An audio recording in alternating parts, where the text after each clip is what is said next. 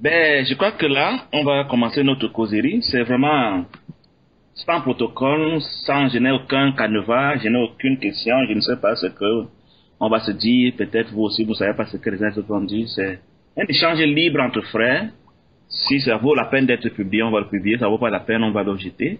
Mais vraiment, je me soumets volontiers à vos questions par rapport à ma modeste position, mes modestes publications, ma compréhension que je ne prends pas comme étant la référence. Je me considère comme étant en marche et ce faisant, je me fais le devoir d'éprouver ce que je publie à l'esprit qui habite les frères, qui veut bien attirer mon attention sur certains éléments qui peuvent m'avoir échappé. Donc c'est dans cet esprit-là que je propose ces rencontres aussi. Pour la communion, vous orientez par, plus d'abord par mes publications, mais s'il y a autre sujet qui n'est pas forcément dans mes publications et que vous pensez que nous pouvons partager, volontiers. Donc, pour moi, vous avez la parole et c'est parti. On va dire bonjour au frère Christian qui est dans les environs de Munich, en Allemagne.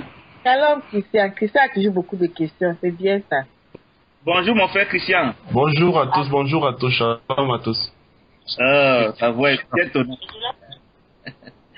Comment tu vas? Très bien, merci, par les compassions du Père. Super. J'espère que tout le monde se porte bien. Donc nous sommes avec Victor qui est à Nancy, Solange qui est à Berlin et Rose qui est à Rennes. Et moi je suis à Montréal, comme tu le sais.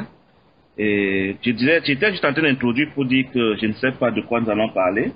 Je publie un peu, je dis des choses qui peuvent tenir, d'autres qui peuvent ne pas vraiment tenir. Et je me propose de les soumettre à votre critique, à vos questionnements, à vos interrogations, pour que ça me donne de voir peut-être les limites qu'il y a dans l'argumentaire, dans la compréhension, et que je puisse grandir dans ce sens, avec votre contribution, d'où la pensée de ces rencontres. Vraiment, c'est chacun qui pose des questions, dans le but de comprendre ma position, si jamais ça vaut la peine, et je crois que ça vaut la peine, sinon vous ne serez pas là. Et aussi, dans le but de nous édifier mutuellement. Donc, la parole est à vous. Les femmes proposent que les hommes parlent plus parce qu'elles sont africaines. Ok, bon, ben, je vais... Non, mais bon, j'ai constaté que depuis bien longtemps, tu axes ta réflexion sur l'ego, en tout cas tes publications. Tu les axes beaucoup sur la notion d'ego. Et donc, bon, pour commencer, il serait peut-être bien que tu nous dises ce que tu entends par l'ego, parce qu'il y a des gens qui ne connaissent pas forcément la définition de ce mot-là. L'ego, c'est quoi pour toi? Comment on définit l'ego de manière générale? Je dois avouer, mon frère Victor, que ma compréhension est en construction, c'est-à-dire que le Père est en train de m'enseigner, si bien que d'une publication à l'autre, on peut avoir l'impression que les choses changent un peu ou les évoluent. Et aujourd'hui, je vais donner vraiment ce que j'entends par ego dans une publication. C'est souvent pour faciliter la compréhension, je fonctionne avec une sorte de méthode de comparaison. C'est-à-dire que l'être humain a un corps qui est à cheval, qui a une partie spirituelle invisible.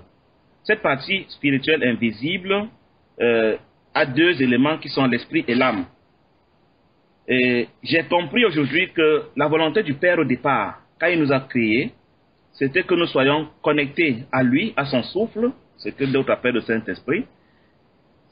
Notre esprit connecté à lui devait recevoir la vie, l'intelligence, la sagesse et tout de lui seulement, pour s'appliquer directement sans intermédiaire dans notre corps. Afin que nous fassions sa volonté, qui est d'entretenir le monde qu'il a créé et de l'assujettir pour sa gloire. Il se trouve que notre adversaire, l'ennemi, est venu nous suggérer la pensée d'être nous-mêmes aussi des dieux, c'est-à-dire indépendants du Créateur. Ce faisant, nous nous sommes disposés en son adversaire. Il a donc déconnecté son esprit de notre esprit. Nous sommes restés comme dans le vide, et comme la création, la nature a horreur du vide, l'ennemi nous a suggéré de développer notre intellect, notre raisonnement, pour en faire une entité à partir de laquelle nous fonctionnons dorénavant. Et cet intellect dans lequel lui-même s'est assis pour nous conduire. Et ce faisant, il nous a fabriqué une sorte de substitut de l'esprit que j'appelle l'ego, parce que l'esprit était quasiment mort. Et c'est maintenant cet ego qui est agissant dans nos pensées, dans notre intellect, pour nous conduire au quotidien. Je vais dire d'une manière très simple. L'homme n'était pas prévu pour avoir un intellect et une raison. Ça, c'est ma conviction aujourd'hui. L'homme était prévu pour marcher de l'esprit au corps pour la gloire du Père. L'intellect, la raison, contrairement à ce que certains disent souvent, c'est Dieu qui nous a donné l'intelligence, la raison. Non, c'est une fabrication qui s'est développée. L'organe était peut-être là, mais pas assez développé pour nous conduire, pour être l'intermédiaire entre le Père et nous. Cet organe, une fois que l'esprit est mort, s'est développé pour devenir maintenant notre boussole, l'intellect, la raison, l'âme. Et l'ennemi s'est assis dans cet organe pour nous suggérer des pensées, pour nous donner des idées de ce que est ce que le monde, de ce que c'est que nous-mêmes. C'est ce que j'appelle l'ego. En d'autres termes, l'ego, pour moi, c'est la force agissante de Satan qui vient renforcer notre intellect et notre raisonnement afin que nous nous identifions à la créature et non pas au Créateur. Pendant que le souffle sacré, que d'autres appellent le Saint-Esprit, c'est la force agissante du Père qui était donnée pour nous connecter à son esprit afin que nous marchions conduits par lui. Une fois qu'on a été déconnecté du Père, le souffle n'étant plus en nous, nous le voyons dans le livre de Genèse, il ne restait plus que l'ego, cette force agissante de Satan qui nous impose de nous identifier à la création, à ce qui est périssable, sachant que quand nous sommes mariés à une entité, nous allons partager la destinée éternelle de cette entité. Donc comme lui, il veut notre perdition, alors il nous encourage à renforcer notre identification, nos alliances, nos mariages avec ce qui est périssable, et du coup, c'est ce que j'appelle l'ego, la force agissante de Satan pour nous marier à ce qui est périssable depuis que nous avons été déconnectés du souffle sacré.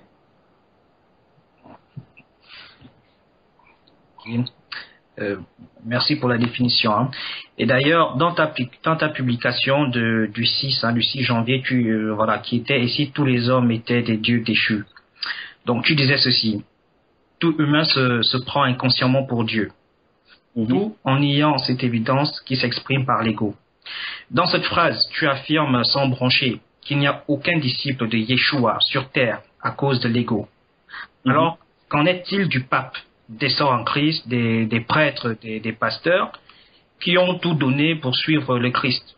Est-ce que finalement tu es en train de dire que Yeshua a menti quand il disait qu'il allait envoyer des gens pour montrer la voie? Non, c'est pas tout le monde. Lui, il dit, beaucoup viendront et diront, je suis envoyé par Yeshua, je suis le Christ, je suis le Messie. Il a dit, ne les écoutez pas, c'est des menteurs. Voici ce à quoi vous reconnaîtrez ceux qui sont de moi. Ils seront mes sosies, ils vont me ressembler, ils auront mes vertus, ils auront mes attributs. Ils vont fonctionner directement par l'esprit, comme moi j'ai fonctionné directement par l'esprit, jamais par l'intellect, jamais par l'âme. Donc vous voyez, le sosie de Yeshua, le disciple de Yeshua, l'envoyé de Yeshua véritable, c'est celui-là qui saura faire abstraction de son raisonnement, de son intellect, dans son fonctionnement, pour ne fonctionner qu'à partir de son esprit, connecté au souffle sacré, afin d'être parfaitement obéissant aux instructions du Père. Mais notre génération aujourd'hui, notre humanité est telle que nous croyons que le raisonnement, l'intellect, c'est de là. D'abord, nous disons que c'est Dieu qui nous l'a créé, qui nous l'a donné, ce qui en fait n'est pas vrai, c'était pas ça au début. Parce que aussi longtemps qu'Adam et Ève fonctionnaient par l'esprit, ils n'étaient pas conscients qu'ils sont nus, ils n'étaient pas conscients de leur corps parce qu'ils ne fonctionnaient pas par le corps. Mais c'est depuis lors, dans Genèse 3, verset 1 à 5, que l'ennemi est venu nous suggérer la pensée de nous déconnecter au Père, que nous avons commencé à fonctionner par l'intellect, par la raison. Donc l'idée est de dire que aussi longtemps que dans notre génération, nous serons des hommes qui fonctionnent par l'intellect, par la raison, par la pensée, nous sommes des serviteurs du diable qui s'ignorent. Parce que la volonté parfaite du Père, c'est que nous soyons des esprits, que nous soyons des entités connectées directement au souffle sacré par notre esprit, faisant abstraction de notre intellect. Quiconque fonctionne à la dimension intellect-pensée, fonctionne à la dimension égo, parce que c'est le diable, c'est l'ego qui commande nos pensées en général. Du coup, c'est pas parce qu'on a une soutane qu'on s'appelle révérend, bishop, pasteur ou pape qu'on est envoyé du Christ. Non, on sera envoyé du Christ quand on sera connecté à l'Esprit. Et il dit, voici des signes qui montreront que vous êtes connectés directement au Père par votre Esprit. Vous ferez les mêmes œuvres que moi et même des plus grandes. Je ne suis pas sûr qu'on en voit beaucoup aujourd'hui qui font déjà les mêmes œuvres que lui et même des plus grandes. Mais si on regarde bien, nous sommes tous conduits par l'ego. C'est-à-dire que nous fonctionnons tous motivés par l'ego, animés par l'ego, même si on ne se l'avoue pas. C'est pour ça que j'ai du mal à croire qu'aujourd'hui sur la terre, il y a déjà un disciple véritable du Christ, en dépit des prétentions des uns et des autres, et de leur titre et de leur fonction. Mais Guy, justement, c'est un peu ça qui est frappant. Parce que finalement, quand on va dans certains milieux religieux, on se rend compte qu'il y a des gens qui s'abstiennent de tout, qui vivent dans des manoirs, enfin je sais pas comment ils appellent ça. Et certaines de ces personnes sont capables de faire des miracles, sont capables de sortir des démons, sont capables de faire beaucoup de choses. Et ces personnes nous disent qu'elles le font sur le nom avec le nom du Christ, elles le font avec sa puissance. Comment ne pas dire qu'une telle personne est disciple du Christ alors même qu'elle manifeste ce qu'on a vu, ce qui est écrit dans la Bible? Disons que quand nous parlons de fonctionner comme le Christ, d'être son sosie, ce n'est pas d'abord dans le faire, mais dans l'être. C'est-à-dire que ce n'est pas d'abord dans la partie visible de ce que nous faisons, mais c'est dans la partie être, la partie invisible. Et il faut avouer que cette partie invisible, il n'est pas donné à un homme qui lui-même n'est pas dans l'invisible d'apprécier la sincérité des uns et des autres. Mais si nous sommes un tant soit peu un peu honnêtes, chacun, même ceux qui font ces choses-là, nous allons constater que nous les faisons motivés par l'ego et non motivés par l'esprit, non motivés par la gloire du Père.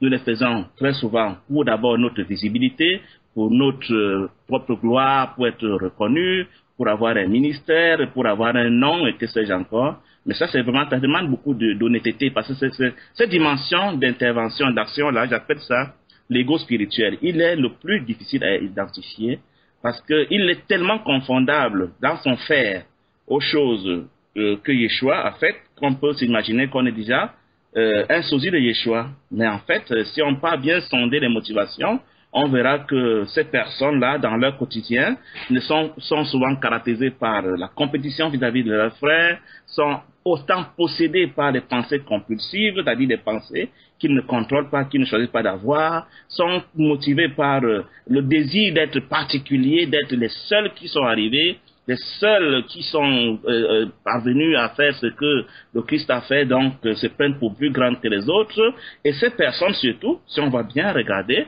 ne manquent pas de manifester des émotions négatives qui sont très souvent la conséquence des pensées qu'ils ne contrôlent pas dans leur vie. Mais comme dit, le l'ego spirituel, vraiment, il est tellement masqué qu'il n'appartient pas à un homme d'apprécier le niveau de séduction d'un homme qui fonctionne dans l'ego spirituel. Mais mon constat est que quand cette personne va arriver à ce niveau de Yeshua, comme elle prétend, ben, ce sera la lumière du monde. Ce sera le ciel de la terre. Ce ne sera pas quelque chose qu'on cherche avec une torche. Il n'appartenait pas à cette personne à dire « je suis, me voici », mais tout le monde verra. Et la création va reconnaître en cette personne son créateur et va se soumettre à ce créateur. Aussi longtemps que la création n'a pas reconnu, la création va reconnaître instinctivement le sosie de Yeshua sur la terre et va se soumettre et va l'établir comme tel. Mais aussi longtemps que cette personne reste dans ses petites œuvres discrètes, exploits personnels, déclarations personnelles, discours avec 2-3 témoins autour d'elle qui reconnaissent quelque chose d'elle, pour moi, c'est pas encore du sosie de Yeshua, ça. Ok. En fait, il semble que tu fasses une différence entre homme-esprit et homme-ego, d'après ce que je comprends comme ça. Alors, peux-tu nous aider à distinguer ces deux catégories de personnes? Comment on fait pour les distinguer? Mais l'homme-esprit, c'est l'homme qui n'est pas égaux. Donc, si on peut parler de l'homme-égaux, on va comprendre ce que c'est que l'homme-esprit. Dans l'esprit, l'homme égaux, c'est l'homme qui trouve sa valeur dans l'association à ce qui est périssable. Le mystère part du mariage. C'est-à-dire que dans le mariage, quand nous sommes mariés, ce qui est à toi est à moi, ce qui est à moi est à toi, et nous sommes un, dit les Écritures. Parce que dans le monde spirituel, dès l'instant où deux esprits s'associent, ils deviennent égaux et ils ont les mêmes privilèges, les mêmes droits, les mêmes attributs et tout ce qui peut s'accompagner dans une fusion. Donc, le Père avait bien voulu, dans l'idéal des cas, que nous soyons mariés à lui, afin que nous puissions parler comme Yeshua qui dit « Père, tout ce qui est à toi est à moi, tout ce qui est à moi est à toi. Je sais que tu m'exauces toujours et je sais, Père, que tu vas m'exaucer quand il est en train de ressusciter Lazare, par exemple. Mais si je parle à haute voix, c'est parce qu'il veut que ceux-ci qui ne sont pas dans notre fusion comprennent que c'est toi qui es agissant. Donc, celui qui est marié au Père pourra dire comme Yeshua, tout pouvoir m'est donné dans le ciel et sur la terre. C'est ça que Yeshua dira. Ayant tout pouvoir, comme moi je l'ai reçu du Père, quand il le dit dans Matthieu 28, tout ce que vous demanderez au Père, il vous le donnera. Et je crois que si aujourd'hui nous arrivons à ce niveau de fusion avec le Père, de mariage avec le Père, vraiment, et que nous demandions tout au Père, ce ne serait pas un secret, ce serait un événement mondial. Et il y a un passage biblique dans Apocalypse 11 qui nous décrit deux personnes qui sont entrées dans notre génération dans ce niveau de fusion avec le Père. Apocalypse 11. Je veux croire que ces deux personnes, c'est un chiffre symbolique pour dire voici ce à quoi vont ressembler ceux qui vont être vraiment fusionnés au Père. Si tu vas lire Apocalypse 11, mon frère Victor, tu verras ce à quoi vont ressembler très bientôt ceux qui seront vraiment fusionnés au Père, ceux qui seront les hommes esprits tels que je le pense, et comme il n'y en a pas encore sur la terre. Aussi longtemps que moi je ne verrai pas un homme esprit tel que c'est décrit dans Apocalypse 11, je suis désolé, on est encore à se chercher, on est encore en marche, si on n'est pas des imposteurs ou des gens qui sont séduits. Donc ça fait que tant qu'on n'est pas à cette dimension, on est un homme égaux. Un homme égaux, c'est quoi? C'est un homme d'abord qui va s'identifier, c'est-à-dire trouver sa valeur, qui va trouver son identité dans des associations avec la création, avec des choses périssables. Quand j'entends création, ce n'est pas seulement création matérielle. Ça sera avec d'abord lui-même, où il pense qu'il est. C'est-à-dire, quand je dis un homme égaux, c'est quelqu'un qui dit « je suis ». Parce que le seul « je suis », c'est Elohim. Le seul « je suis », c'est Yahvé. Le seul « je suis », c'est le Père, le Créateur. Dès l'instant où un homme peut dire « je suis » et y mettre un attribut du genre « je suis informaticien »,« je suis médecin »,« je suis, c'est pas moi quoi », il est déjà en train de se limiter à un petit champ de l'univers, alors que le Père veut qu'il soit « je suis » en le vrai « je suis ». Dès l'instant où on est seulement « je suis » tout court en « je suis », on n'a plus de limitation. Mais si vous regardez bien, tout homme se définit par rapport à une identité du genre « je suis Guy », c'est-à-dire « je suis un petit Guy »,« je suis informaticien »,« je suis politicien »,« je suis machin ». Vous pouvez pas imaginer dans le grand univers comment nous pouvons nous limiter à ce petit cocon de titres que nous nous donnons, bien d'identité que nous faisons de nous. Je suis beau, je suis de Camerounais, je suis Canadien, je suis... Chaque fois que nous disons je suis, nous mettons un attribut derrière, nous sommes en train de nous limiter, nous sommes en train de fonctionner à la dimension égaux, parce que c'est pas ça la volonté du Père. La volonté du Père, c'est que, comme Yeshua le dit, avant qu'Abraham ne soit je suis, c'est ce qu'il aurait bien voulu que tous ses frères que nous sommes puissent dire je suis en s'identifiant vraiment seulement au Père.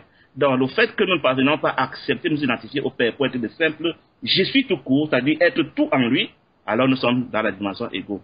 Et dans notre je suis, donc, on va s'identifier à son conjoint, je suis le mari de tel, je suis le professionnel de machin, je suis l'acteur de truc, je suis le sportif de truc, ainsi de suite. Ça fait qu'on est forcément des hommes égaux. Et on va m'aller plus loin. Je suis révérend, je suis pasteur, je suis pape, je suis... Toutes ces limitations ne peuvent être des particules, des parcelles minables du grand je suis. Donc, aussi longtemps que dans notre génération, nous n'aurons pas compris que nous devons cesser de nous identifier par rapport à je suis, en y mettant un attribut, nous sommes à la dimension égaux. Et nous allons même souvent plus loin en nous identifiant à nos convictions, à nos pensées, à nos émotions, à nos souvenirs. Et chaque fois que nous allons manifester des émotions négatives, nous sommes en train de révéler nos véritables conjoints dans la perdition. Nous sommes en train de manifester les conjoints que l'ego nous a imposés. Et ces émotions négatives que la plupart de nous peuvent expérimenter, que nous pouvons témoigner si nous sommes honnêtes, ce sera la peur, la colère, l'anxiété, les ressentiments, la fierté, la contrariété, les réactivités, les agacements, les rancunes, le manque de pardon. Tous ces indicateurs sont des preuves de ce que un de nos conjoints périssables a été attaqué. Parce que dans le mariage, quand mon conjoint est attaqué, c'est moi qui me sens attaqué. Et du coup, chaque fois que je vais réagir par une émotion négative, je suis en train de révéler que un de mes conjoints périssables, mortel, a été attaqué. Alors, je dois le défendre, je dois combattre pour lui. D'où le désordre qu'il y a dans le monde aujourd'hui qui fait que les hommes ne vivent que pour défendre leur conjoint périssable. C'est ça qui fait que nous sommes tous des imposteurs, nous sommes tous des hommes égaux, jusqu'à ce que nous parvenons à être comme Yeshua, qui, quand le soldat romain va le gifler, mais Yeshua ne réagit pas, parce qu'il n'a rien à défendre en lui, parce qu'il n'a pas d'ego. C'est ça qu'il dit dans toute la Bible. Toute la Bible ne parle que d'ego. Elle nous donne des indicateurs de ce à quoi nous allons ressembler quand nous serons vraiment des hommes esprits. Mais si on est honnête, en commençant par des personnes dont Paul et les Pierre et autres parlent dans la Bible, nous allons nous rendre compte que il y a ce que la Bible dit et il y a ce que nous sommes. Et ce que nous sommes, nos émotions nous le montrent, notre quotidien nous le montre, notre vécu nous le montre. Nous sommes des hommes égaux. Nous ne sommes pas des hommes esprits. Oui. D'ailleurs, tu donnes de tes publications encore, hein, tu dis le premier acte égoïque dans la vie de l'enfant est de dire je moi. Donc c'est ce que tu viens de dire tout à l'heure. C'est ça. Alors, c'est qu'en fait, il s'identifie comme parce qu'en fait, il faut dire, Victor, que la volonté du Père, c'est que son royaume soit constitué des personnes qui ne sont pas des entités suffisantes, autonomes. Nous devons être des parcelles, des pierres dans son édifice. Aussi longtemps que je me considère comme un individu complet, suffisant, qui s'identifie comme entité, du coup, je me tiens à une entité épousable par l'ego. Je me tiens à une entité qui peut être associée à la création. Donc, dès l'instant où je suis conscient d'être moi, j'entre donc dans la possibilité de me marier à la création et d'entrer dans des conflits de défense de mes conjoints périssables. C'est ça que l'enfant, qui s'est déjà dit moi, mon, mais va se battre parce que son jouet a été détruit, attaqué, arraché, parce que son aliment lui a été dérobé, parce qu'il a perdu, c'est pas moi quoi. Il sait déjà défendre ce qui est à lui. Or, quand on est dans le Père, on n'a rien en nous. Tout ce que nous avons est pour la communauté et pour le royaume. Ce n'est pas notre conscience aujourd'hui. Aujourd'hui, c'est chacun qui a son compte bancaire, sa voiture, sa maison, ses vêtements. De temps en temps, on donne un peu aux mendiants, aux nécessiteux, pour se consoler un peu la conscience. Mais dans notre subconscient, nous sommes d'abord motivés par notre propre intérêt. Nous sommes donc des personnes égaux qui ne veulent pas se l'avouer. Et ça commence dès l'instant où l'enfant peut déjà savoir réclamer ce qu'il veut être de lui. Dès l'instant où il peut dire il est en train de dire il y a l'autre. Alors il entre en conflit, il entre en compétition instinctive par la puissance de l'ego avec l'autre. Il devient un être égoïque, il devient un pécheur. Alors, pour que je comprenne bien, donc, si on veut ressembler au Messie, qu'est-ce qu'il faut faire? C'est-à-dire, je dois prendre ma maison, la donner aux gens, je dois me débarrasser de toutes mes richesses, les partager. Qu'est-ce que je dois faire pour arriver justement à me débarrasser de cet ego? Que faut-il faire? On ne peut pas se débarrasser de l'ego. L'ego est une force agissante spirituelle. C'est un peu si on disait qu'on veut se débarrasser du souffle sacré, c'est-à-dire qu'on veut le gommer de l'existence. Non. Les énergies, ces esprits sont des énergies qui sont là, avec lesquelles il faut savoir fonctionner. L'ego, c'est juste cette puissance qui m'impose d'aller me marier à la créature. Je dois, pour ne pas me marier à la créature, d'abord savoir ce qui me conduit, ce qui me pousse, ce qui, Yeshua dira à ses disciples, vous ne savez pas de quel esprit vous êtes animé. Vous ne savez pas quelle est l'énergie qui vous impose ce que vous êtes en train de dire, ce que vous êtes en train de faire. Mais aussi longtemps que je ne suis même pas conscient que je suis l'objet, l'instrument d'une énergie qui m'impose des mariages avec la création, aussi longtemps que je consomme ces mariages croyant que je suis un serviteur de Dieu, aussi longtemps que je ne sais même pas que cette énergie existe, mais je ne peux même pas avoir la pensée d'en être délivré. C'est ça que Yeshua dit, vous connaîtrez la vérité de l'existence de cette énergie, c'est alors que votre délivrance commencera. Mais notre génération aujourd'hui est ignorante de ce que le seul péché dont parle la Bible, c'est l'ego, c'est-à-dire le mariage à la création. Alors, nous sommes dans une phase où c'est mon combat personnel, c'est le but de mes messages, de mes publications, c'est d'essayer de révéler ce piège de l'imposteur, du séducteur à l'humanité pour leur dire, mes frères, arrêtez d'appeler le vol, le mensonge, la fornication péché. Le péché, c'est d'abord le fait d'être déconnecté au Père. Mais si les gens ne veulent pas le reconnaître, comment veux-tu qu'ils en soient délivrés? Comment veux-tu qu'ils prennent les conséquences du péché pour appeler ça péché? Parce que c'est par l'ego que nous faisons tout le mal que nous faisons. Et nous avons, par les Bibles traduites d'une manière méchante par les francs-maçons que nous utilisons, nous avons commencé à appeler les conséquences de l'ego péché. Et du coup, nous nous battons pour être affranchis des conséquences du mal, alors que le mal lui-même reste l'ego. Donc la première étape, c'est de connaître la source de notre mal, qui est unique dans toute la Bible, c'est l'ego, c'est-à-dire le fait de fonctionner en dehors de l'esprit, le fait de fonctionner à partir de notre intellect, à partir de nos émotions, à partir de nos pensées. Maintenant qu'on est entré dans cette compréhension, et seul le souffle sacré peut nous la donner, c'est dans Jean chapitre 16, verset 8, où il dit, quand le souffle viendra, il vous révélera ce qu'est vraiment la justice, le jugement et le péché, c'est-à-dire l'ego. Le souffle sacré t'ayant révélé donc que le seul péché, ton véritable et unique adversaire, c'est l'ego, il t'apprend maintenant à le discerner, à savoir reconnaître ses propositions, parce que l'ego ne fonctionne que tant qu'on ne l'a pas discerné. Dès l'instant où je l'ai discerné, dès l'instant où je sais le reconnaître, dès l'instant où je sais reconnaître ses propositions, j'ai, par la puissance du souffle sacré qui me l'a révélé, le pouvoir de dire, je rejette. L'ego dira à Yeshua dans le désert, si tu te prosternes devant moi, c'est-à-dire que si tu sais de fonctionner par l'esprit, je vais te donner l'autorité sur toute cette création qui m'a été donnée. Mais Yeshua, connaissant ce piège, lui dira, je suis désolé, je n'accepte pas ton offre. Mais nous, aujourd'hui, on dira, mais c'est Dieu qui m'a béni. Mais Dieu m'a donné je viens de témoin de Dieu. Mais parce qu'on ne sait pas que cette offre n'est pas de Dieu, n'est pas du Père, elle est plutôt de l'ego. Donc, le connaître pour savoir discerner ses propositions et avoir le pouvoir, comme dit Jean chapitre 1, verset 12 à 14, le pouvoir de devenir enfant d'Élohim, c'est le pouvoir de pouvoir résister aux propositions de l'ego. Et ces propositions, il y en a chaque seconde, chaque minute, chaque jour, durant toute notre vie. On ne se défera pas de ces propositions. Il faut juste savoir les reconnaître pour leur dire non, refuser.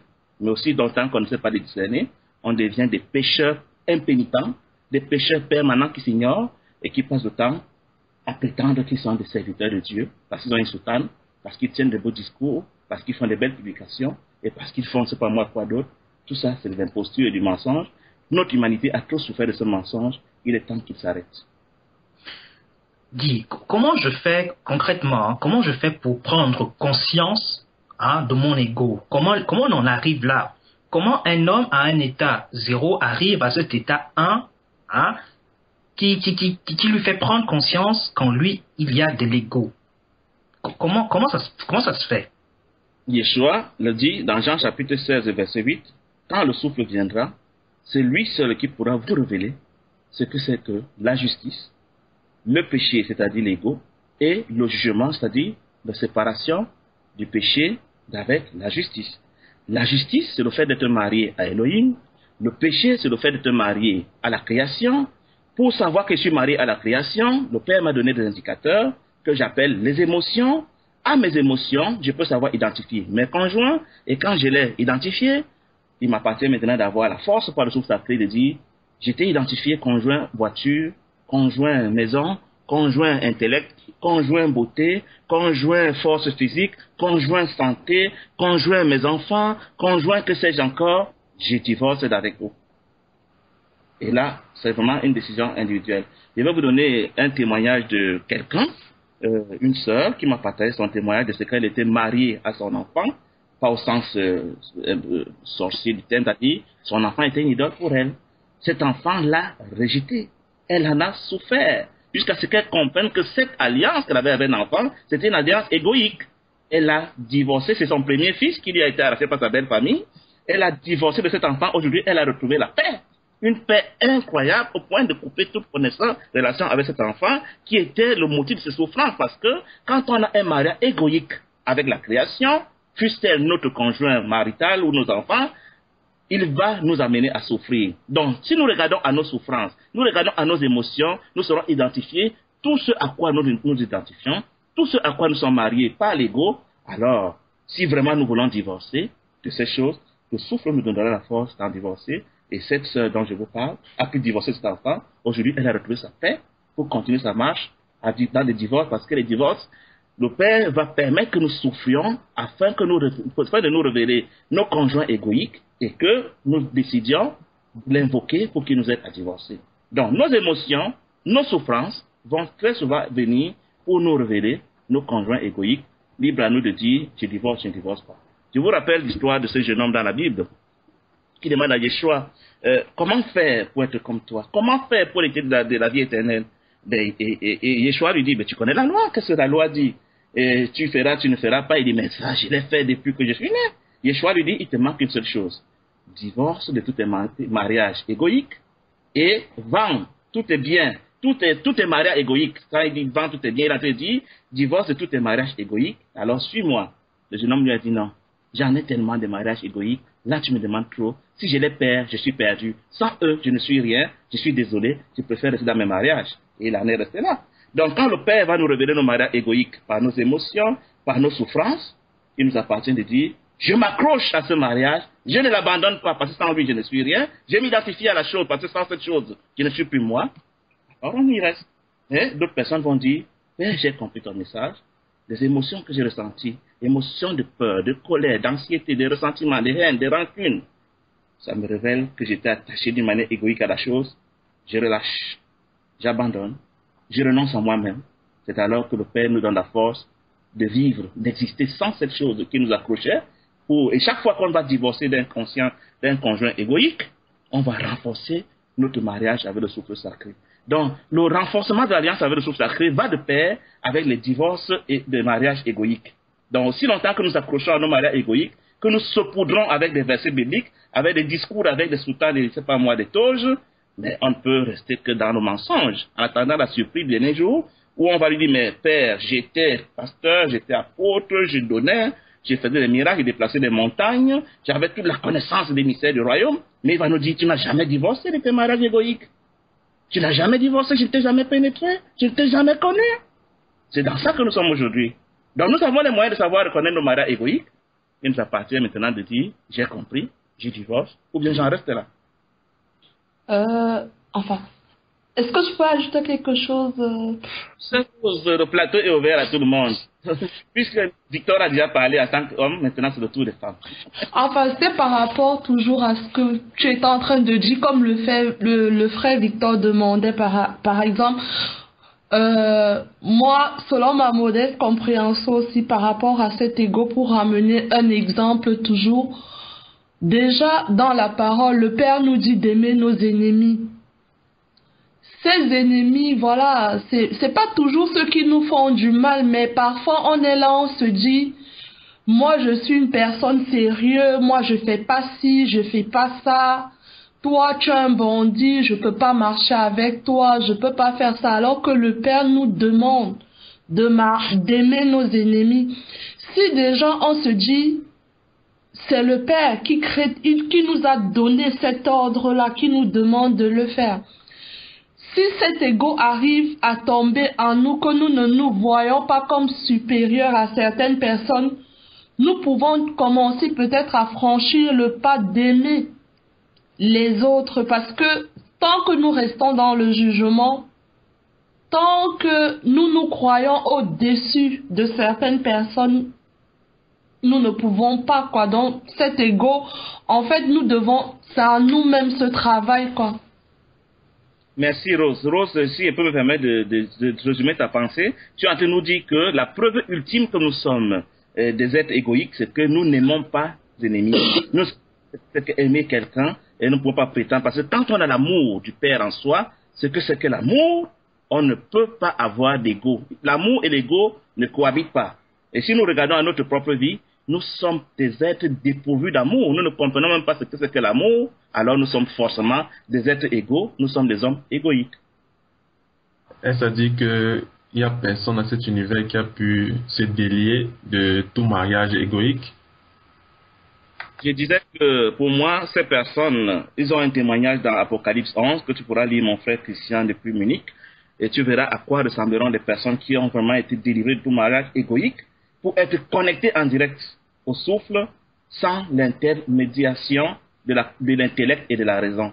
Aujourd'hui, pour la plupart d'entre nous, si nous écoutons nos pensées, nous verrons que nous ne les contrôlons même pas. Elles sont bombardées, elles sont possédées, elles sont contrôlées par des choses que nous ne maîtrisons pas, parce que c'est le diable qui ne voudrait pas que nous soyons connectés à la conscience supérieure, à la conscience créatrice, au souffle sacré. Alors il nous distrait avec des pensées telles que nous fonctionnons par notre raison et nous croyons même que c'est ça la volonté du Père pour nous. Mais quand nous allons fonctionner connectés directement au souffle, je te recommande d'aller lire Apocalypse 11, tu verras à quoi nous ressemblerons quand ce sera le cas. Et dans notre génération, ce ne sera pas un secret, ce sera mondial, tout le monde le connaîtra. Moi, je n'ai pas encore l'occasion d'en entendre même parler, à plus forte raison, de voir celui-là qui est entré dans la statue de Yeshua. C'est vraiment étrange, Guy, parce que jusqu'à présent, on s'est toujours dit que voilà, il suffisait d'aller faire une petite prière quand on fait du mal à quelqu'un. Il suffisait d'aller faire une petite prière pour se réconcilier avec Dieu. Donc aujourd'hui, tu nous dis, mais non, ça ce n'est pas suffisant, ce n'est plus suffisant. Mais d'où sors-tu ce concept-là, l'ego. Bon, c'est vrai que dans la Bible, on n'entend pas beaucoup parler de ça. Ça peut paraître vraiment déroutant pour les gens. Hein, les gens qui étaient déjà dans ce confort-là depuis des années et des années, il suffisait simplement de prier pour se faire pardonner. Et toi, tu nous dis non, voilà, ce n'est pas que ça, enfin. Mon frère Victor, la Bible nous a avertis de tout. Et dans Apocalypse chapitre 12, verset 9, il est écrit que la terre tout entière est séduite. C'est-à-dire que la terre tout entière est dans le mensonge. C'est-à-dire que nos convictions, nos pensées, notre religiosité, notre spiritualité actuelle n'est que mensonge. Et le mensonge a été bien construit depuis des millénaires, depuis que l'homme est sur la terre, par notre adversaire, qui d'abord nous a fait fonctionner au niveau intellect et raison, qui nous a amené à ne pas avoir conscience que nous avons un esprit, et du coup cet esprit que le Père voulait être connecté à son souffle, afin de fonctionner directement à partir de lui. Dès l'instant où nous fonctionnons par notre intellect et notre raison, nous sommes entrés dans un mensonge qui nous a fait croire que ce que l'intellect et la raison ont fabriqué, spiritualité, religion, conviction et que sais-je encore, tradition, c'est ça la vérité. Et nous sommes tellement confortables dans ce mensonge qu'on est convaincus d'être dans la vérité. Qu'est-ce que tu veux que je te dise? Aujourd'hui, nous devons entrer dans notre génération dans une révolution radicale où tous les hommes se reconnaissent imposteurs parce que fonctionnant à la dimension intellect et raison, menteurs à eux-mêmes, menteurs à la société. Et c'est alors que, repenti, le Père dit, c'est quand vous allez vous reconnaître malade que moi je viendrai vous guérir. Mais aussi longtemps qu'on se prend pour tout ce que nous prenons, ben on passe à côté de sa guérison, on passe à côté de son salut. Être sauvé, c'est cesser de fonctionner à la dimension intellect, à la dimension pensée, à la dimension égo. Mais aujourd'hui, si on est un peu honnête, chacun de nous peut reconnaître que l'homme fonctionne à cette dimension, pensée, intellect, raison. Et du coup, c'est qu'on s'est fabriqué dans cette dimension que nous avons pris pour la vérité jusqu'aujourd'hui, à moins de mourir à cette conviction, à moins de mourir à cette connaissance, à moins de mourir à ce faux salut dans lequel nous étions, nous allons demeurer dans le mensonge. D'où le cri de mon cœur aujourd'hui, c'est que les hommes comprennent que tous, je dis bien tous, je ne m'exclus pas, nous sommes dans l'imposture et qu'il est temps de s'en repentir pour partir dans une nouvelle base, celle des personnes qui veulent vraiment fonctionner à la dimension esprit et non pas à la dimension intellect.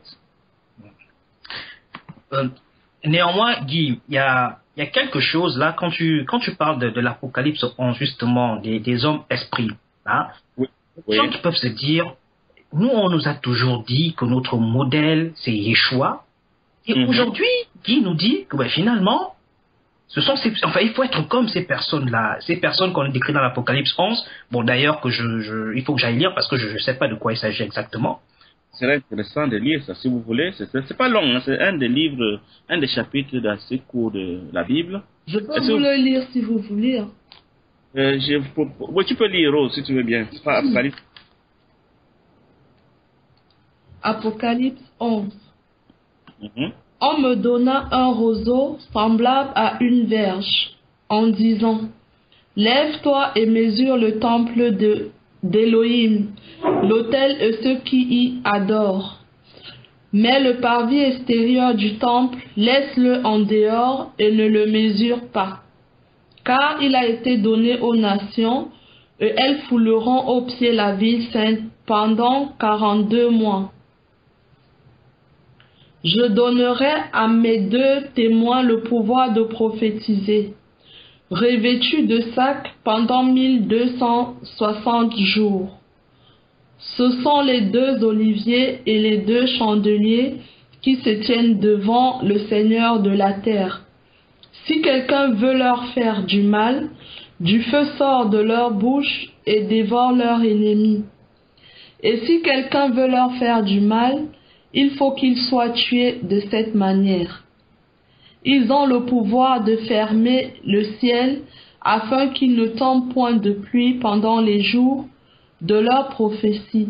Et ils ont le pouvoir de changer de l'eau, les eaux en sang, et de frapper la terre de toute espèce de plaie chaque fois qu'ils le voudront. Quand ils auront achevé leur témoignage, la bête qui monte de l'abîme leur fera la guerre, les vaincra et les tuera. Et leurs cadavres seront sur la place de la grande ville qui est appelée, dans un sens spirituel, Sodome et Égypte, la même où leur Seigneur a été crucifié.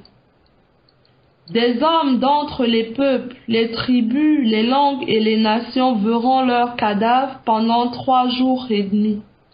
Et ils ne permettront pas que leurs cadavres soient mis dans un sépulcre.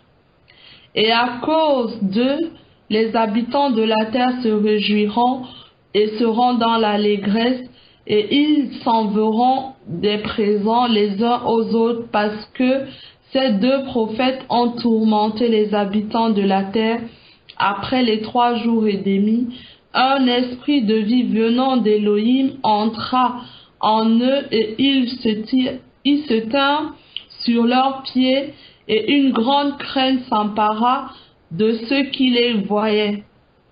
Et ils entendirent du ciel une voix qui leur disait: montez ici. Et ils montèrent au ciel dans la nuée, et leurs ennemis les virent. À cette heure-là, il y eut un grand tremblement de terre, et la 10e partie de la ville tomba. Merci. On va s'arrêter là. En fait, ce n'est pas avec nos confessions actuelles, avec nos théologies actuelles que nous allons entrer, ça c'est ma conviction, dans ce niveau de fusion avec Elohim qui va nous donner de manifester de tels attributs, une telle puissance qu'il veut donner à ceux à qui Yeshua a dit: vous qui serez connectés à moi, vous ferez de grandes choses, et même de plus grandes que moi, parce que je m'en vais au Père. Est-ce que c'est la tendance que nous donne notre religion actuelle? Je ne suis pas très sûr. Donc c'est à chacun d'avoir s'il est satisfait de sa spiritualité, religiosité, témoignage actuel, ou alors il pense qu'il y a vraiment un problème. Et moi je dis, le problème, c'est que nous ne sommes pas encore connectés à l'esprit, nous sommes connectés à la créature par des mariages égoïques, et la preuve, c'est nos émotions, la preuve, c'est nos souffrances. Justement, Guy, là, tu m'interpelles. Cette question m'interpelle vraiment, et je me dis, est-ce que c'est vers ces témoins de l'Apocalypse, hein, est-ce que c'est vers ça que le maître est venu nous conduire? Parce que si c'est vraiment le cas, pourquoi avoir simplement dit qu'il y en aurait que 2, hein? Et donc, si on sait très bien qu'Apocalypse ne peut pas mentir, donc s'ils disent qu'il y en aurait que 2, ben ça signifie que tous les autres sont perdus. Il y en aura que 2 qui seront sauvés. Et donc tous ceux qui aspirent aujourd'hui, tous qui vont dans des églises, toutes ces personnes-là, quoi qu'elles fassent, de toutes les manières, sont condamnées, si on comprend bien. Non, déjà au départ, j'ai dit que je veux bien croire que ce chiffre est symbolique, parce que les chiffres d'Abi ne sont pas toujours numériques. De 2, j'ai dit, à défaut d'être à cette dimension, parce qu'il n'y en aura peut-être que 2, demandons-nous si aujourd'hui, dans notre marche, nous sommes capables d'aimer nos ennemis. Demandons-nous si dans le niveau de notre marche, nous sommes défaits de toutes ces émotions et de toutes ces souffrances qui viennent des mariages égoïques. Demandons-nous si aujourd'hui, à notre niveau de marche, si nous faisons vraiment des plus grandes œuvres comme que Yeshua, comme il a dit, en commençant par le fait que nous sommes défaits de l'ego. Demandons-nous si nous sommes vraiment satisfaits de notre marche dans le témoignage de Yeshua tel que les hommes voient à nous et disent vraiment ces hommes sont connectés au Créateur. Le Père voudrait se glorifier sur la terre au travers des frères de Yeshua qu'on confond à Yeshua parce qu'ils ont tout de Yeshua. Est-ce que c'est vraiment le cas dans notre religiosité?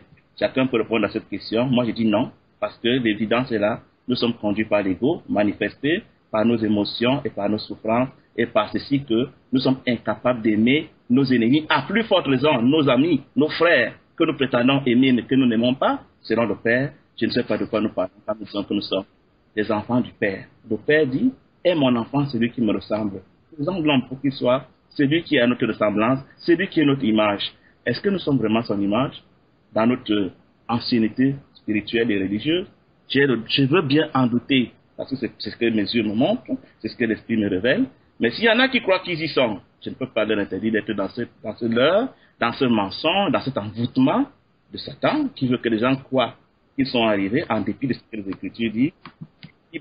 Mais je parle ici à quelqu'un qui sent qu'il n'est pas satisfait de ce qu'on lui a raconté, de ce que la religion lui a raconté, et qui veut se repentir.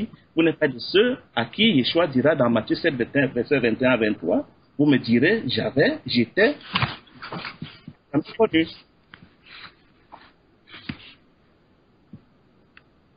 Je voulais demander, et dans cette marche vers le royaume, comment ça se passe? Est-ce le souffle d'Elohim qui vient nous aider à avancer vers le royaume, ou bien comment ça se passe? Je l'ai déjà dit tantôt, c'est que le souffle doit d'abord nous révéler que le seul péché dont parle la Bible, c'est l'ego. Aussi longtemps que pour nous le péché sera la fornication, le mensonge, le travail, la nourriture, les exploits humains, ben, on sera en train de s'amuser. On est en train d'appeler les conséquences et l'ego du péché, le péché.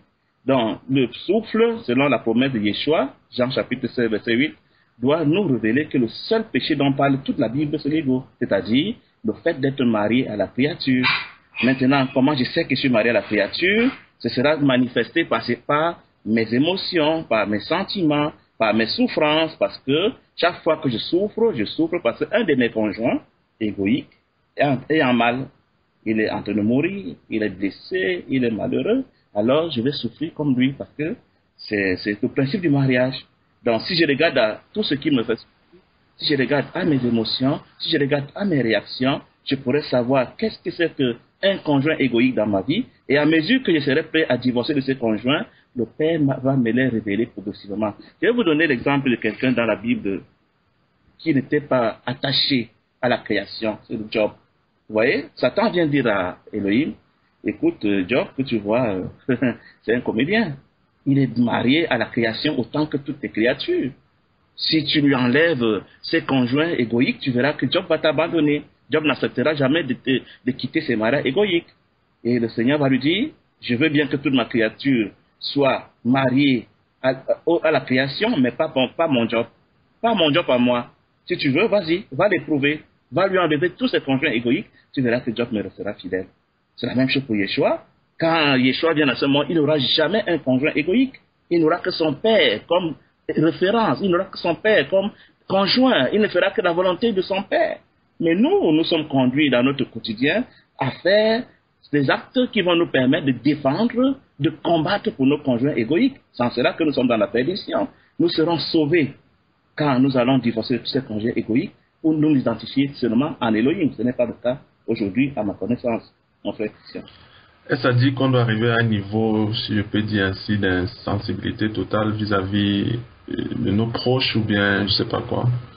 Et comment comprendre donc l'histoire entre Maître Yeshua et Lazare? Ben, la sensibilité, c'est encore un indicateur de l'ego, parce qu'en fait, en sensibilité, nous entendons souvent le fait de réagir. Je veux dire quoi? Quand, par exemple, mon parent ou mon conjoint est décédé, j'ai le choix de me cogner la tête au mur, de me mettre la tête sur les rails, de pleurer toute la vie, de dire ma vie ne vaut plus la peine. Est-ce que c'est ce qu'on appelle sensibilité? J'ai bien envie de dire que c'est plutôt montrer que l'autre était une idole pour moi et que sans l'autre, je ne suis rien. Donc, si nous fonctionnons dans la dimension où sans le conjoint égoïque, je ne suis rien, la vie ne vaut plus la peine pour moi, alors nous sommes dans une relation égoïque. Mais on a bien le droit de pleurer, on a bien le droit d'avoir de la compassion pour ceux qui souffrent. C'est ça même que le souffle vient nous donner, la compassion pour ceux qui souffrent afin de les aider, mais pas au point de croire que sans eux, nous ne sommes rien. C'est de ça qu'il s'agit. Quand nous sommes prêts à nous battre à mort pour défendre un conjoint égoïque, alors nous pouvons comprendre que ce ne sera plus de la compassion, mais ce sera d'abord notre intérêt que nous sommes en train de défendre, parce que notre intérêt se sent menacé par la disparition de ce conjoint égoïque. Donc, il n'est pas dit que celui qui est dans le souffle n'a pas d'émotion, n'a pas de compassion. Au contraire, le souffle vient de donner une compassion désintéressée, une compassion qui n'est pas animée par notre propre intérêt. Mais si nous allons regarder nos sentiments que tu es en train de faire, auxquels tu fais allusion, ce sera souvent des sentiments sous-entendus par « j'ai perdu quelque chose de vital, d'irremplaçable, je ne suis plus rien sans cette chose, je suis à moitié parce que ma moitié est partie ». Est-ce que c'est vraiment ce que le Père veut que nous ayons? Non. Aussi longtemps qu'on peut aider la personne, qu'on peut aimer d'une manière désintéressée, le Père approuve, aussi longtemps que nous prenons cette personne comme étant nous, dès l'instant où cette personne est partie, nous croyons que nous devons aussi partir. Et nous allons avoir le même sort que cette personne à laquelle nous sommes attachés, que cette chose à laquelle nous sommes attachés. Donc, il s'agit d'attachement et non pas d'acte. Il ne s'agit pas d'émotions apparentes, mais il s'agit de compassion tout simplement, pour aider celui qui est dans le problème, pour aider celui qui est en train de souffrir. Mais si le Père venait à dire, cette personne, cette chose doit partir, nous nous rendons sans résister. Le fait pour nous de résister aux propositions, aux décisions du Père, nous sommes en train de dire, Père, tu as peut-être voulu que cette personne parte, que cette chose soit détruite, mais moi, je m'oppose. Parce que sans cette chose, je ne suis rien. Alors on entre dans une tristesse, on entre dans une colère, on entre dans une frustration, on rentre même parfois dans une rancune qui peut durer très longtemps parce qu'on ne supporte pas la séparation de ce conjoint égoïque.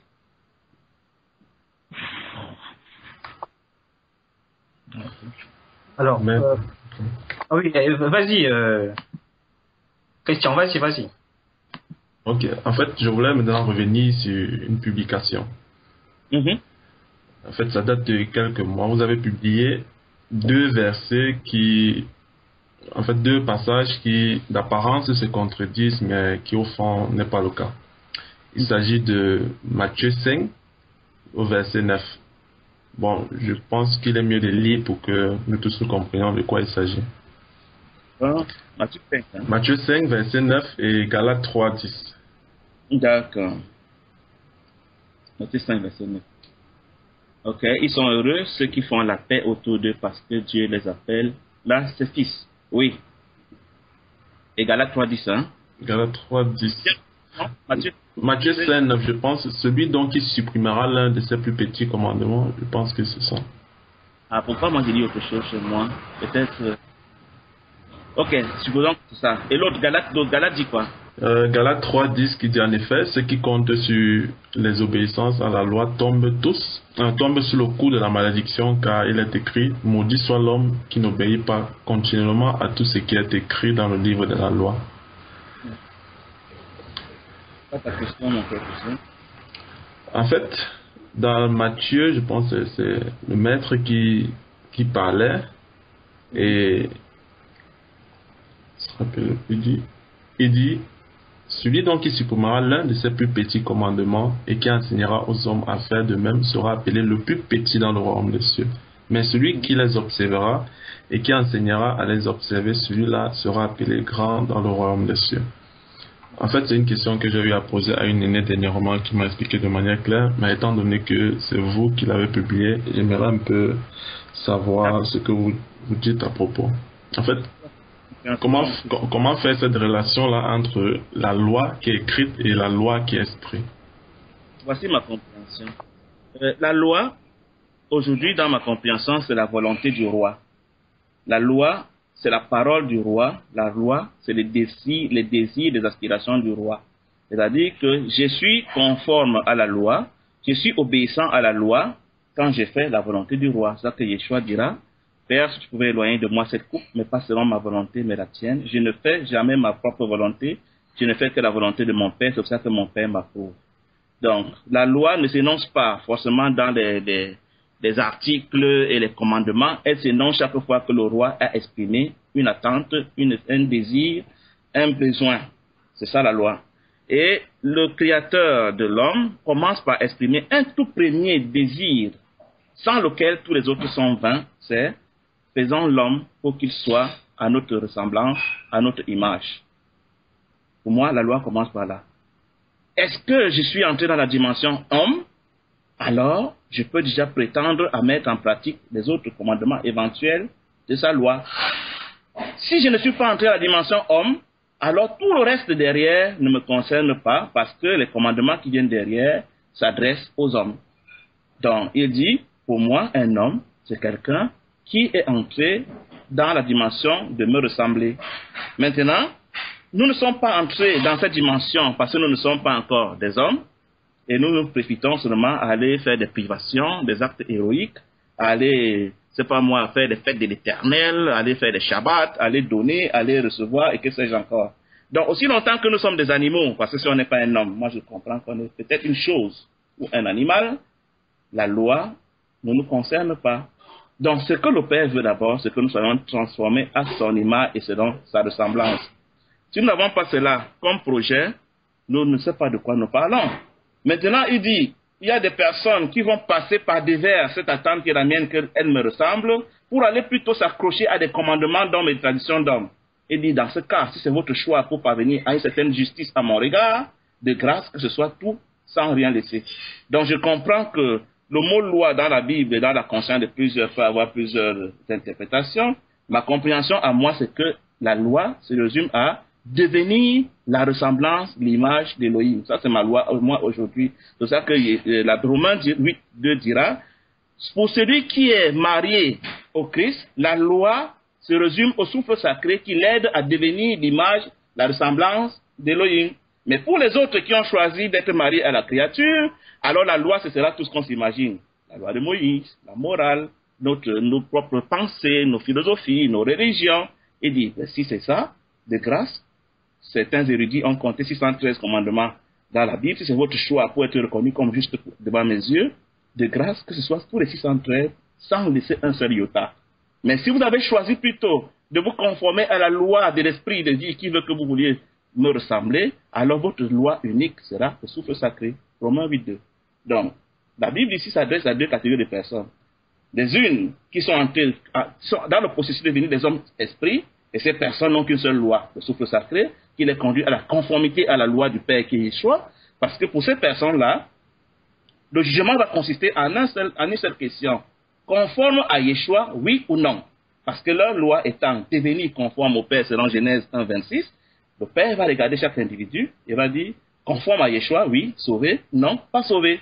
Les autres qui vont proposer, qui sont restés en dehors de ce désir de la conformité, pour plutôt chercher leur justice dans les actes, dans le faire des commandements de Moïse, de la morale et tout ce que la religion leur a fabriqué, il va dire, bon, allons-y, si c'est ça que vous avez choisi comme critère de justice, allons-y, allons voir si vous avez observé les 613 commandements. Et le constat sera clair que ces personnes, Jésus le dit, et les apôtres le disent, et les juifs contemporains le disent, c'est impossible.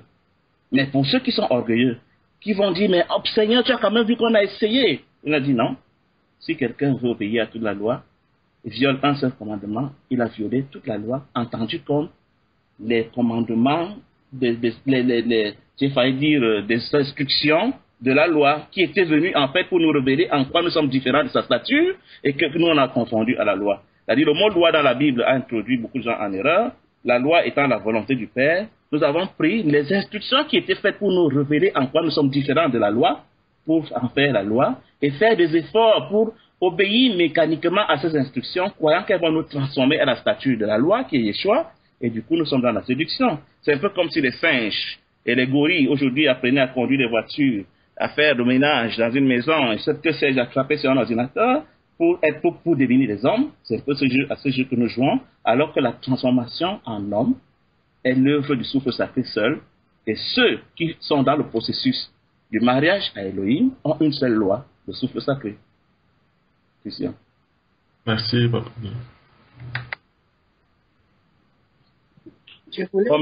Quelqu'un m'appelle pas, ce n'est pas mauvais, donc si ça ne sois pas gêné, ne prends pas ça mal. Non. Ok. Alors, il y a une autre question? Je suppose qu'il n'y en a pas. On constate qu'on s'est tout dit pour aujourd'hui. On a fait déjà 1h05 minutes ensemble. Je voulais revenir là où Guy a dit au départ que Dieu ne nous a pas créés pour que nous-mêmes on use de nos intelligences, parce que là c'est déjà l'ego. Moi je ne sais pas comment ça se passer au quotidien, parce que quelque chose que on vit dans ce monde, même si on est limité seulement à sa propre maison, on ne peut pas ne pas utiliser son intelligence pour savoir que je vais me lever, et après ça je dois vraiment faire comme ça.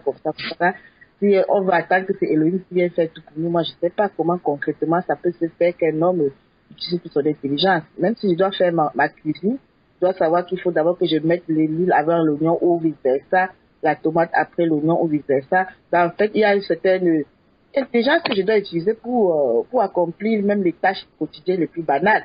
Maintenant, je ne sais pas comment ça se ferait à partir du moment où on dit que le Père n'a pas voulu que nous qu'on utilise l'intelligence, autrement c'est l'ego. J'aimerais que vous m'expliquiez exactement comment ça se passe.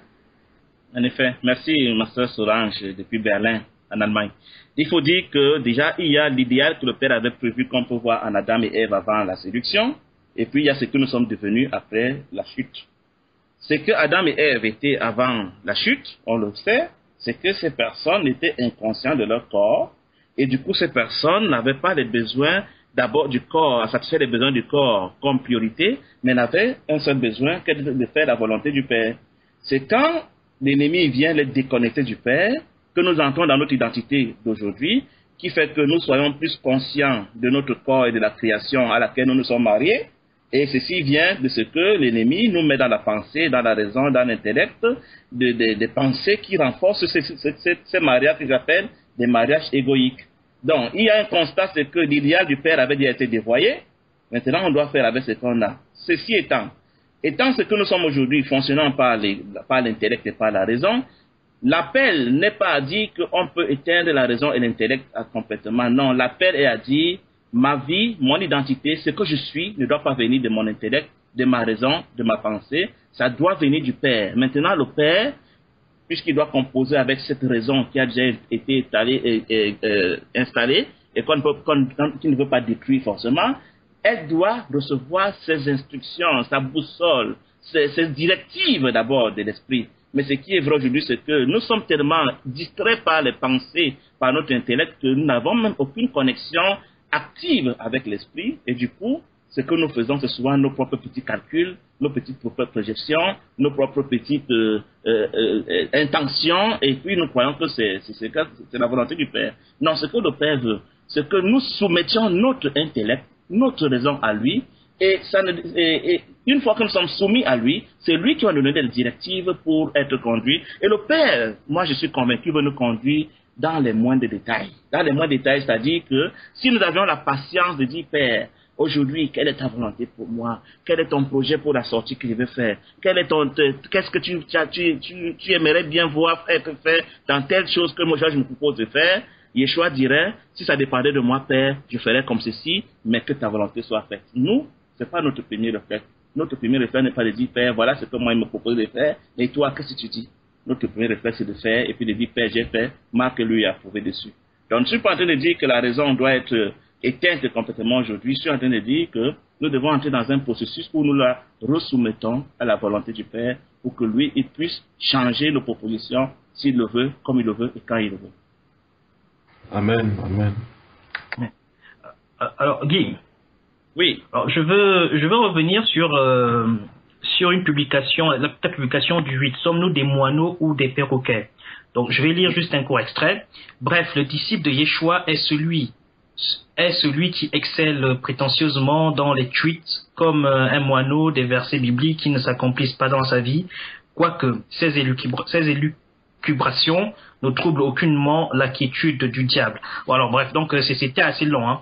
Après lecture de ces écrits, on a envie de te dire tout de même que le maître a demandé à ce que les hommes et les femmes aillent évangéliser à travers le monde, tout en tenant un discours identique qui est celui du Christ lui-même. Doit-on aujourd'hui avoir honte d'évangéliser et de tenir un même discours? Voilà. C'est ça. Merci, Victor. Je vais noter déjà que sur Twitter, nous avons 42 personnes qui nous écoutent. Pas sur Twitter, sur Mercat. Et il y a une question qui est venue. La vraie intelligence, c'est quoi? Je vais revenir sur cette question après ta question, Victor. Donc, le maître nous a appelés, si jamais nous sommes ses disciples, à être ses témoins, c'est-à-dire ceux par qui on le verra dans notre génération. Il se trouve que des personnes en qui on ne le voit pas se tiennent devant toi, Victor, et disent, je suis venu te témoigner de quelqu'un que je ne connais même pas encore, parce que tu ne le verras pas en moi, mais crois-moi, il existe. C'est ce que nous faisons. Et ce faisant, nous disons que nous sommes en train d'évangéliser. Est-ce que seulement c'est ça qu'on témoigne de quelqu'un? Nous devons témoigner de lui dans notre véritable propre existence avant d'être dans les versets bibliques. Comment veux-tu que je croie à quelque chose que tu me racontes et que toi tu n'as pas pu manifester dans ta vie et tu me dis que tu es venu m'évangéliser? C'est de l'imposture, c'est du mensonge. Moi, je vous dis, quand j'écoute le pape catholique faire ses prédications sur Internet, il ouvre certes la Bible, mais il ne la lit jamais. Il est en train de raconter des fables qui montent, qui descendent, qui n'ont rien à voir avec ce qui est écrit dans la Bible, parce qu'il n'a pas été capable d'entrer dans ce témoignage de la Bible de Yeshua. Du coup, il ne lui reste plus qu'à raconter des fables aux gens, ce qu'il a fait des tweets. C'est la même chose pour nos prédicateurs aujourd'hui, qui se contentent de dire vraiment, Paul était un puissant guerrier, les disciples de Yeshua sont des puissants guerriers, Jonas avait été avalé par le poisson, et David avait renversé Goliath, et que machin avait fait truc. Et toi alors? Et toi? Pour toi, ce sera quand? On est fatigué de ces histoires bibliques, des espoirs des autres. À quand cette manifestation dans notre propre génération? C'est de ça qu'il s'agit, mon frère. On ne va pas témoigner de ce qu'on n'est pas devenu soi-même. On ne va pas passer le temps à raconter des trucs, des versets bibliques aux autres pour vanter les espoirs de ceux qui nous ont fait, alors que dans notre génération, on n'en voit personne. On est passé des experts dans l'analyse des versets bibliques, pourquoi tel avait jeté le premier poisson, pourquoi tel avait renversé tel machin, et pourquoi tel avait fait tel truc, alors que dans notre quotidien, nous-mêmes, on ne voit rien de tout ça, et on appelle ça évangélisation, on appelle ça témoignage. Moi, j'en ai marre de voir ces choses, je ne peux même plus aller lire sur Internet. Des gens qui passent le temps à raconter des fables bibliques, des choses qui ont existé, c'est vrai. Mais Yeshua veut les voir dans notre quotidien, chez les contemporains, ils ne les voient pas. Ils ne les voient pas. On croit que parce qu'on a parlé de David, alors on a parlé de nous. Parce qu'on a parlé de Salomon et de sais pas moi Josué, on a parlé de nous. Non. Aujourd'hui, nous voulons voir les David de notre génération. Nous voulons voir les Josué de notre génération. Nous voulons voir les Salomon de notre génération.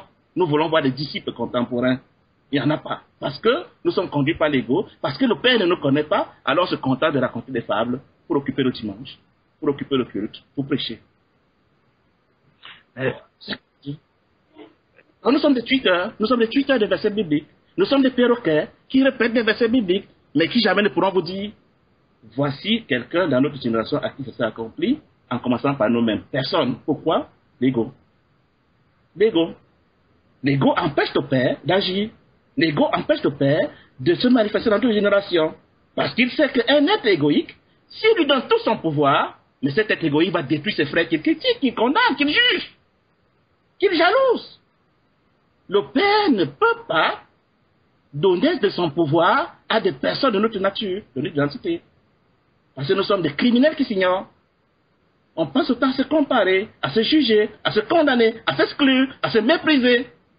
Comment voulons-nous qu'on voit des personnes selon le cœur du Père dans notre génération?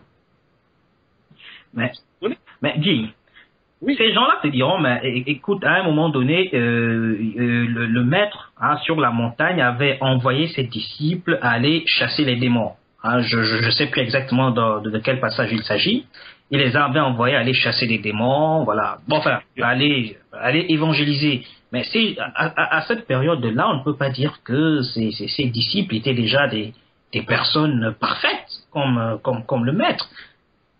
C'est qu'en fait, le maître, quand il est sur la terre, est venu trouver tout un peuple, toute une humanité qui est enténébrée, et il est venu pour nous instruire. Et pour nous instruire, il doit nous montrer ce à quoi nous allons ressembler quand il sera parti.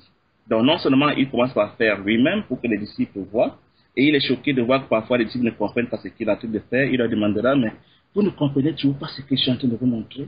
Ne comprenez-vous pas que je suis en train de vous montrer ce à quoi vous allez ressembler quand vous serez comme moi? Comment pouvez-vous vous poser encore de telles questions alors que j'ai fait tant de choses devant vous? Et entre autres choses, il leur dit, vous serez appelés à aller témoigner de moi. Exercice. Allez-y maintenant, je suis encore avec vous.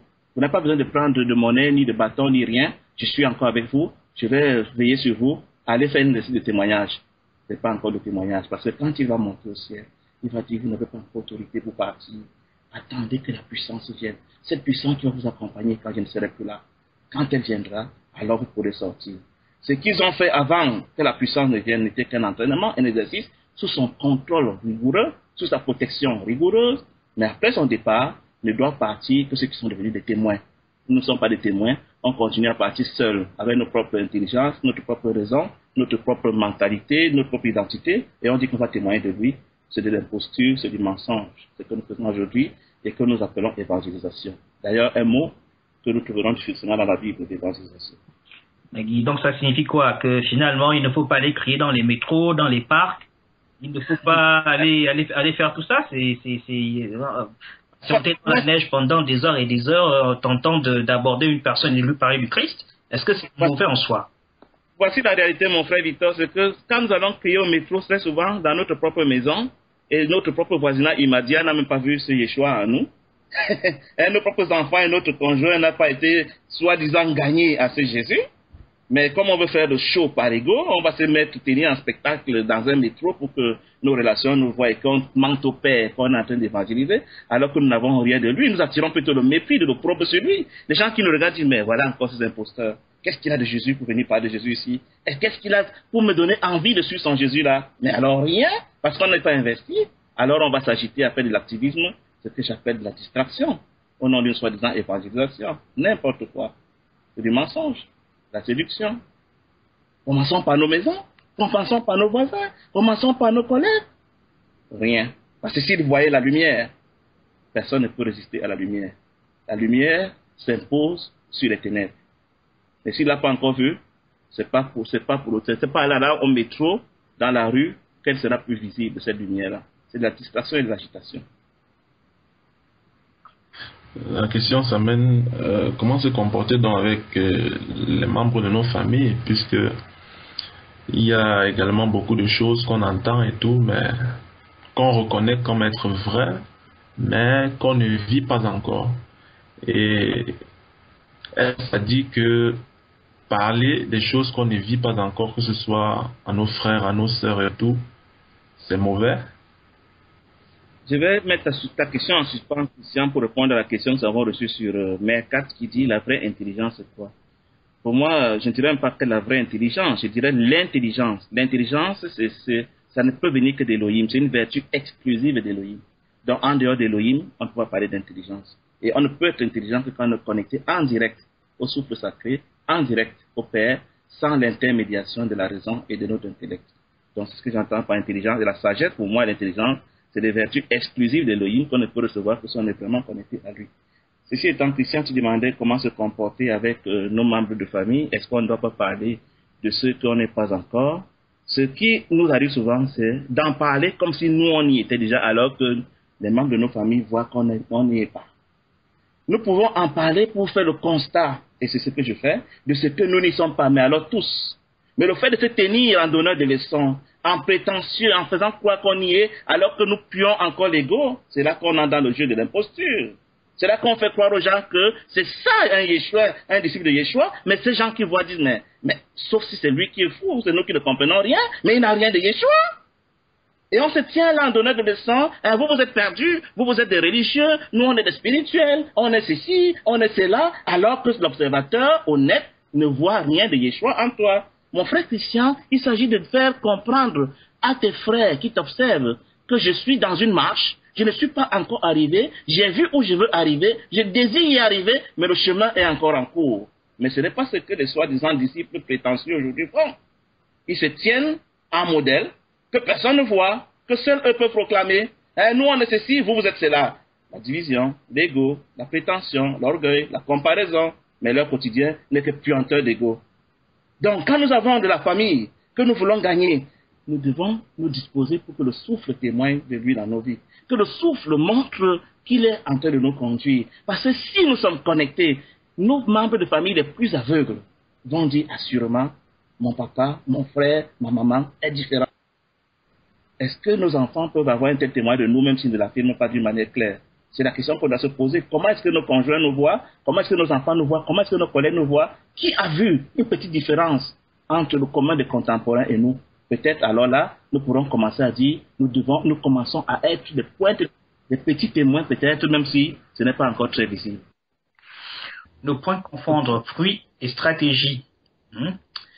Donc, oui. Et là, à un moment donné, j'ai eu l'impression que pour toi, tu penses que la faute revient à des imposteurs qui ont substitué au projet initial d'Elohim un concept de grâce pour s'anesthésier la conscience. Est-ce que c'est-à-dire que nous ne sommes plus sauvés par la grâce, comme on peut le lire dans le Romains 6,14? Le mot grâce a été un mot qui a conduit beaucoup de personnes à la séduction. J'ai constaté que les humains se sont imaginés que l'homme est sauvé par, j'ai failli dire, voilà. Donc les humains, ne comprenant pas ce que c'est que la loi d'Elohim qui se résume à devenir sa réplique, son image, sa ressemblance, se sont lancés dans les essais de vouloir se donner une loi dans les commandements de Moïse, dans leur morale, dans leur religiosité, et très vite, ils se sont rendus compte que c'est inaccessible aux hommes. Et comme ils ne pouvaient pas mettre ces choses en pratique, ils ont dit, confions-nous à la grâce, c'est-à-dire à la gentillesse du Père, qui va faire fi de notre incapacité d'observer la loi que nous voulons observer, et il va nous sauver par devers nos faiblesses, par devers notre imposture. Donc, c'est ce que beaucoup de personnes entendent par grâce quand ils parlent du mot grâce. Donc, la grâce est venue substituer notre ignorance, notre imperfection, notre imposture pour nous donner le salut. C'est ce que j'entends donc par le mot grâce. Or, la grâce, c'est quoi? C'est cette puissance que le Père nous donne ce privilège, cette possibilité qu'il nous donne de pouvoir divorcer d'avec l'ego pour nous marier à lui. Parce qu'avant Yeshua, personne ne parvenait à divorcer de l'ego. L'ego nous commandait. L'ego étant spirituel, il est plus puissant que nous, être charnel. Donc le Père est venu nous donner, par son souffle, c'est ça la grâce, le pouvoir de dire non aux propositions de l'ego pour pouvoir nous marier à lui. Et c'est ça la grâce. Donc, comme des gens ne comprennent pas que c'est ça la grâce, ils ont mis dans le mot grâce autre chose qui se résume à nous sommes incapables d'obéir au commandement, mais le Père est trop bon, trop gentil pour nous envoyer en enfer. Donc, par sa grâce, nous sommes sauvés par le moyen de ce que nous avons répété, tweeté les versets bibliques. C'est ce que j'entendais dans cette publication. Mais alors, dans ce cas, Guy, comment comprendre que tous les hommes, la plupart des religieux comprennent le mot grâce de la même manière?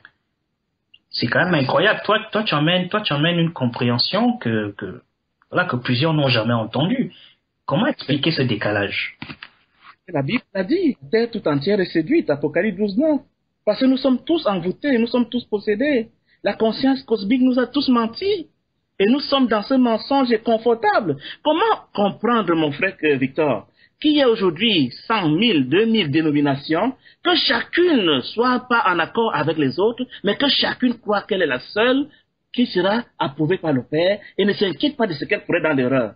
Pour moi, c'est incroyable de voir une telle assurance qui se manifeste dans l'imposture et dans la séduction. Donc, nous sommes tous dans le mensonge. Personne ne comprend de quoi le Père parle, mais on dort tranquille à attendre l'enlèvement. On dort tranquille à croire qu'on est les seuls élus. On dort tranquille à croire qu'on est en train de faire la volonté du Père, alors que l'évidence est là. Nous sommes égaux, nous sommes mensonges, nous sommes impostures. Donc, la vérité est là, c'est que les hommes doivent comprendre que notre génération, j'ai dit notre génération, tous les hommes ont été séduits par l'ego et croient qu'ils sont en train de faire l'œuvre du Père. Toutes les religions sont des impostures, des fabrications du diable, parce que les religions fonctionnent à la dimension intellect, à la dimension âme, à la dimension pensée. Ce que le Père veut, c'est que nous soyons connectés à l'esprit, c'est que nous fonctionnons à partir de l'esprit seul. Mais aujourd'hui, nous imaginons même pas ça possible. Nous disons que c'est impossible. On va jusqu'à dire que le Père a voulu qu'on ait l'intelligence pour fabriquer les avions, les machins, les trucs. Mais c'était par défaut qu'on a fonctionné à travers ça. Et la preuve est que ce que nous fabriquons par notre intelligence nous apporte parfois plus malheur que bonheur. Ne nous apporte pas vie éternelle, ne nous apporte pas connaissance du Père. Preuve encore que c'est pas le Père qui peut encourager que nous fabriquions des choses qui détruisent sa création, qui nous détruisent et qui nous éloignent de plus en plus de lui. Donc toute la terre entière est séduite. Il faut le reconnaître, se l'avouer et se remettre en question pour recommencer une marche à zéro. Mais qu'est-ce que nous constatons? C'est que nous voulons bâtir sur ce mensonge, nous voulons ajouter à ce mensonge des versets bibliques, nous voulons ajouter à ce mensonge de nos convictions d'hier, nous voulons mélanger le vieux vin avec du nouveau vin. Ça ne se fait pas. Il faut vraiment verser le vieux vin, tout régner de ce que nous étions avant, pour mourir à nous-mêmes, mourir à toutes les alliances égoïques et recommencer une marche avec le souffle. Donc, c'est la raison pour laquelle tu dis Satan est parvenu à épouser les humains pour leur transférer sa vision qui se résume comme suite devenir Dieu, prendre la place de Yahweh sur la création.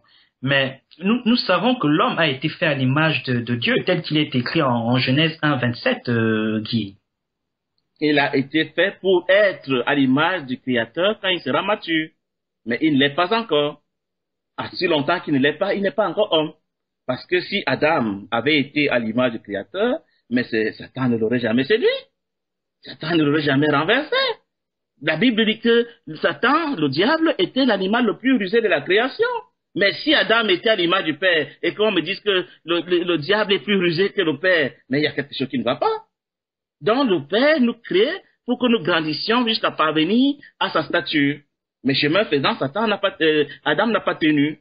Mais Yeshua est venu nous démontrer que c'est possible de naître bébé, de grandir dans ce monde, et puis de parvenir à la statue du Père, au point où le Père nous approuve et nous donne tout son pouvoir et toute son autorité. Néanmoins, Guy, je vais me permettre de mettre en doute le mariage que tu décris entre Satan et les hommes. C'est comme je le disais tout à l'heure.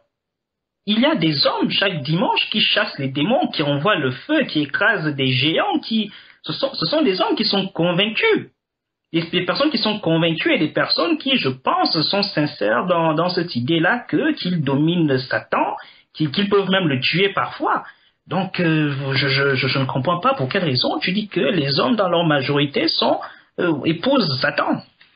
Imaginons, Victor, imaginons un instant, je ne sais pas si tu es marié, que tu sois avec ta femme et dans des moments très agréables dans un couple, et puis pendant qu'elle veut t'appeler, elle se surprend à appeler un Jean, ou, je ne sais pas moi, un Mathieu quelque part qui n'est pas toi, te révélant ainsi qu'elle est avec toi de corps, mais ses pensées sont tournées vers un autre. Je suis pas sûr que tu vas la considérer comme étant ton épouse. Le mariage n'est pas d'abord dans le faire, le mariage est dans l'être, le mariage est dans la conscience. Les œuvres que nous faisons sont des œuvres extérieures, mais qui ne révèlent en rien notre attachement au Père. Les miracles que nous appelons miracles, l'ennemi peut les fabriquer. Satan peut copier tout ce que le Père fait, sauf une seule chose, l'amour.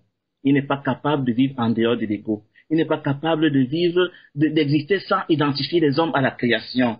C'est ça la différence. Donc nous allons être dans le mariage avec le Père, car nous ne serons plus mariés à la création. C'est de ça qu'il s'agit. Il ne s'agit pas d'abord du faire, mais du devenir. Il s'agit d'abord de l'être avant de faire. Mais comme l'être nous paraît inaccessible, nous nous sommes rabattus sur le faire pour présenter aux hommes les miracles, les prouesses, les activités, les accomplissements et ce que les hommes peuvent voir, alors que dans le secret de notre être, nous ne sommes que égaux. C'est en cela que nous ne devons pas nous laisser impressionner. Si tu regardes bien, Victor, chaque fois que la Bible a parlé des miracles, très souvent, c'est en relation, des miracles dans toute génération, avec l'impie. La Bible dit qu'il fera des miracles au point de séduire beaucoup. Donc, si nous ne regardons qu'à ces choses extérieures, mais nous contribuons à notre séduction. Ce que le Père veut voir, c'est des cœurs qui sont tournés à lui, des cœurs qui sont divorcés de toute créature qui pourrait être mariée qu'à lui. Alors, il leur fera confiance pour leur donner tout pouvoir. Et quand j'aurai ce pouvoir, ce ne sera pas une histoire de discours, ce sera visible et le témoignage sera évident. Ok.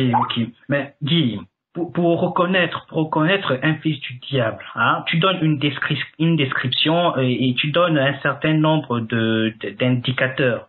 Hein, tu dis par exemple, les fils du diable sont reconnaissables en une marque Lego et tu donnes leurs caractéristiques, mariage avec la création, le matériel, etc. Mais est-ce que tu es conscient que cette description, parce que je n'ai pas tout lu, hein, il y en a qui veulent devenir premier ministre, roi, papa, je ne sais pas trop quoi. Alors, est-ce que tu te rends compte que cette description est en mesure de blesser les personnes qui veulent vraiment faire la volonté, enfin qui croient faire la volonté du Père? Est-ce que tu en es conscient? La question me rappelle un épisode de Matthieu 23 où quand Yeshua est en train d'indexer le mal qui est dans le monde, les rabbis lui disent, mais est-ce maître, tu sais que quand tu parles comme ça peut s'appliquer à nous. Il dit, mais vous croyez que je parle à qui? Mais je parle à l'humanité tout entière. Mais je ne parle pas à une catégorie de personnes. Je rappelle à l'humanité tout entière que nous sommes des imposteurs. Je dis bien tous, sans exception. Yeshua veut voir ses sosies sur la terre aussi longtemps qu'on ne les a pas vus. Taisons-nous, arrêtons la prétention. Maintenant, si quelqu'un se sent blessé, je peux pas l'aider. Mais l'amour que nous avons pour l'humanité veut que nous dénoncions le mal, quel que soit le prix à payer. Si quelqu'un veut faire de nous son ennemi, ou nous rejeter, nous mépriser, nous calomnier, et même voir nous tuer, mais on n'a qu'à foutre. Il s'agit, comme dit la parole dans Daniel 12, de ce que, à la fin des temps, les hommes vont dénoncer le mal, quel que soit le prix à payer. Et si vraiment j'aime encore trop ma vie, j'aime encore trop mon existence, j'aime encore trop mes mariages égoïstes pour avoir peur de dénoncer ces choses, ça veut dire que je ne suis pas en train de vouloir me marier au Père. Aujourd'hui, ce que le Père veut, c'est des personnes qui vont non seulement chercher elles-mêmes à se marier à lui, mais vivre pour aider leurs prochains, amis et ennemis, à discerner leur imposture ou divorcer de leur mariage égoïque. Ben écoute, après ça, j'ai naturellement envie de te poser l'action de savoir comment dans ce cas doit être un disciple. Comment il doit être? Mais le disciple se reconnaît simplement par l'amour. Je vous ai dit que l'amour, c'est le fait d'être marié à Elohim seul.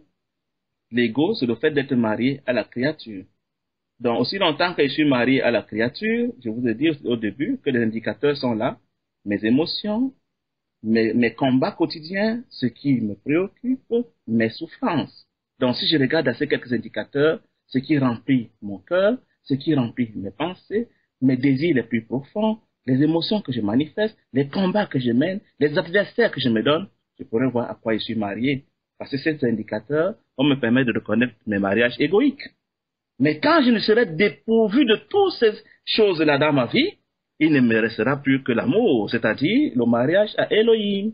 Et le mariage à Elohim va se manifester par ceci que j'aurai une paix totale vis-à-vis de toute la création. J'aurai un amour compassionnel vis-à-vis de tous les hommes. Je n'aurai plus de moindre ressentiment, le moindre amertume, le moindre désir de compétition, de concurrence, de jugement, de condamnation. Je n'aurai que compassion et amour pour mon prochain ami et ennemi. Aussi longtemps que je manifeste encore la vengeance, les amertumes, les ressentiments, la colère, les murmures, les calomnies, je ne suis qu'égo, je ne suis qu'imposture. On ne voyait pas ces choses en Yeshua, on ne voyait pas ces choses en des véritables disciples matures. C'est vrai, vous allez me dire qu'on est peut-être immature, mais c'est à chacun de savoir dans quelle mesure il est vraiment en marche vers cette stature de l'amour. Tant que nous ne serons pas amour, dit 1 Corinthiens 13, verset 1 à 7, tout ce que nous faisons, c'est de la foutaise. Nous ne sommes rien. Donc le disciple Yeshua va se reconnaître à ceci, qu'il va aimer tous les hommes, amis et ennemis. Il aurait de la compassion pour tous les hommes. Il sera capable de dire, Père, pardonne-leur leur imposture. Ils ne savent pas ce qu'ils font. Ce n'est pas eux qui ont voulu être esclaves de l'ego, mais l'ego s'est imposé à eux. Il va intercéder pour toute l'humanité. Il n'aura plus la prétention de se présenter comme supérieur aux autres, comme ayant réussi mieux que les autres, comme étant plus spirituel que les autres, plus intelligent, plus fort, plus riche, plus machin, plus truc. Il n'aura que compassion pour son prochain. Il n'aura qu'amour pour son prochain. Alors, il pourra commencer à reconnaître que le cœur de Père l'a pénétré. Il est dépositaire des sentiments qui étaient en Jésus. Il a commencé à devenir un homme amour.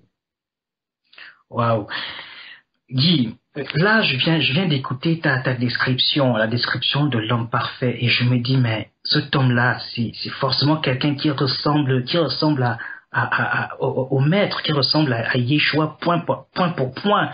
Est-ce que tu es en train de dire que l'homme doit tendre vers cette perfection-là qu'incarnait Yeshua? Mais c'est ce que Yeshua dit dans Matthieu 5:48, soyez parfaits comme votre Père céleste est parfait. Soyez amour comme votre Père céleste est amour. Mais nous n'aspirons pas à cela, nous ne le connaissons pas, nous ne voulons pas le devenir, et nous le tenons en prétentieux donneur de leçons, gourou et dirigeant des religions. On est dans le mensonge. On attend encore cet homme dans notre génération qui sera un homme amour, qui n'est pas un homme égo, qui n'a pas de ressentiment, qui n'a pas de murmure, qui n'a pas de calomnie, qui n'a pas de rejet, qui n'a pas de compétition, qui n'a pas de prétention d'être, et que les autres ne sont rien, mais qui pleure pour le salut de toute l'humanité. C'est ça le cœur du Père. C'est ça Yeshua. C'est ça son disciple. Mais est-ce que tu penses que réellement, toi-même, est-ce que tu penses réellement dans ton cœur que c'est possible de devenir comme Yeshua? Est-ce que tu le penses? Et voilà donc ce qu'on appelle croire. Ce mot que tout le monde emploie et personne n'y croit. On y pense, on le dit, j'ai cru en Jésus, j'ai donné ma vie à Jésus, je suis sauvé, mais on ne croit pas que ce qu'il a promis est possible. Si on n'a pas commencé par croire qu'il est capable de faire, c'est ça qu'il a dit. C'est Jean 13:35, c'est quand les hommes verront l'amour entre vous. C'est quand les gens vous verront qu'ils comprendront qu'une autre conscience, différente de la conscience cosmique, est possible. Et que j'ai apporté une nouvelle conscience sur la terre. Cette conscience, nous n'y croyons pas, à plus forte raison pour pouvoir y entrer. C'est d'où notre perdition collective. C'est pour ça que personne de nous n'y croit vraiment. C'est pour ça que j'ai rencontré un musulman une fois qui m'a dit je ne crois pas que vous êtes chrétiens, vous croyez en Jésus, parce que c'est que Jésus a dit, vous n'y croyez pas. À l'époque, j'étais choqué. Moi, aujourd'hui, je suis forcé de constater que quand la vérité se manifeste à nous, quand la révélation est exposée, moi, on ne peut que crier à l'impossibilité. On dit, mais c'est pas possible, qu'est-ce qu'il nous demande là? Pourtant, s'il l'a dit, c'est qu'il peut le faire. Moi, je crois qu'il peut le faire. Et je crois qu'il y a d'autres personnes qui croient qu'il peut le faire. Mais entourés d'imposteurs, se croyant souvent seuls, elles se sont dit, mais pourquoi je suis seul à penser comme ça? Pourquoi je suis seul à croire que nous sommes dans l'erreur? Pourquoi tous mes frères et sœurs dans la religion sont en train de danser au mensonge du pasteur? Peut-être c'est moi qui suis un problème. Et ces personnes sont découragées. Aujourd'hui, nous leur donnons le courage pour dire, ne croyez pas que la majorité est dans la vérité. Au contraire, le mensonge est dans la majorité. Écoutez la voix de l'esprit et non pas la voix de la majorité. Alors, et là, ça va être ma dernière question, Guy. L'ego. Où en es-tu, toi, par rapport à ton ego? C'est une question personnelle, mais tu en parles depuis un bon moment. Et on aimerait bien savoir, est-ce que Guy s'est réconcilié avec son créateur? Est-ce que Guy s'est débarrassé de son ego? Est-ce que, bon, déjà tout à l'heure tu nous as dit que c'était pas possible, on ne pouvait pas nous-mêmes se débarrasser de cet ego. Alors Guy, toi, où en es-tu? J'ai été édifié pendant mon voyage en Europe. Il y a quelqu'un qui me dit souvent, qui me dit, Guy, c'est depuis juin 2015 que tu parles de l'ego. Il dit, ah bon? Je m'en souvenais même pas. Donc, ça veut dire qu'il y a quelqu'un qui veille sur ce que j'ai dit et ce que j'écris et qui a pu me rappeler que ça fait à peine 6 mois que je parle de l'ego dans mes publications. Et je veux dire que la première étape, comme je le disais tantôt, pour être délivré de l'imposture, c'est reconnaître qu'on est imposteur, c'est reconnaître son mensonge. Je suis dans cette phase de découverte de mon imposture que je dénonce sur moi-même d'abord et que je voudrais souhaiter à mon frère de reconnaître et de se l'avouer. Donc, ce faisant, à mesure qu'on voit son imposture, on ne peut que s'en défaire progressivement. C'est-à-dire se défaire des mariages égoïques dans lesquels nous étions progressivement. Et je ne sais pas, ceux qui m'observent pourront peut-être témoigner de ce qu'il y a une certaine progression dans ma démarche de délivrance de l'ego. Je vais vous donner une petite anecdote. Quand j'étais encore vraiment un aveugle animal, je me suis retrouvé un jour avec des frères peut-être qui étaient aussi autant animaux que moi, et je leur ai dit, dans une réunion sur Skype, à haute voix, comment ça se fait que je publie des choses aussi puissantes et intéressantes, mais personne ne vous ne vient liker? Pourquoi vous en voulez à mes belles publications? Ils sourient quand je parle de ça. Mais je l'ai dit et j'étais tellement fâché. Mon ego ne comprenait pas que je ne sois pas approuvé dans ce qu'il croyait être l'excellence. Est-ce que j'en suis encore là aujourd'hui? Je ne crois pas. Aujourd'hui, je n'ai pas besoin de savoir si mes frères ont approuvé ce que j'ai publié. Je ne demande la permission à personne pour publier ce que j'ai publié. Et j'assume d'autorité ce que j'ai publié. Et je ne m'attends pas à ce que un X ou un Y me dise que c'est bien ou ce n'est pas bien. Est-ce que c'est une avancée? Moi, je crois. Mais c'est là que c'est ce point-là. Mais d'autres qui m'observent me le disent chaque jour, nous voyons quelque chose en toi. Mais ce n'est pas à moi de faire le marquage de points. Je laisse le Père témoigner. Je continue ma marche en criant aux autres de grâce. Descendons de nos piédestals. Retrouvons-nous comme des frères qui ont été mentis pour grandir ensemble dans la nouvelle conscience que le Père est venu donner aux hommes gratuitement par le sacrifice de Yeshua. Oui. Parlant de l'ego, nous savons tous que lorsque nous arrivons dans cet univers, nous épousons d'abord la conscience cosmique. Et cela veut dire nous pensons par elle, nous désirons par elle. Pendant notre petit échange de tout à l'heure, j'ai posé la question de savoir si Elohim a mis en l'être humain cette capacité ou bien le pouvoir de le rechercher ou bien de venir à lui. Et il y a la sœur Solange qui a répondu en disant que ce n'est pas nous qui allons vers Elohim, mais c'est Elohim qui vient à nous. Alors, et que Elohim connaît ceux-là qui adhéreront. Cela m'a fait penser directement à la prédestination. J'aimerais savoir ce que c'est que la prédestination, parce que il y a beaucoup qui peuvent se dire, mais puisque Elohim sait déjà ceux qui seront sauvés, bon, si je suis parmi ceux-là, mangeons, buvons, il va faire tout pour que je sois sauvé.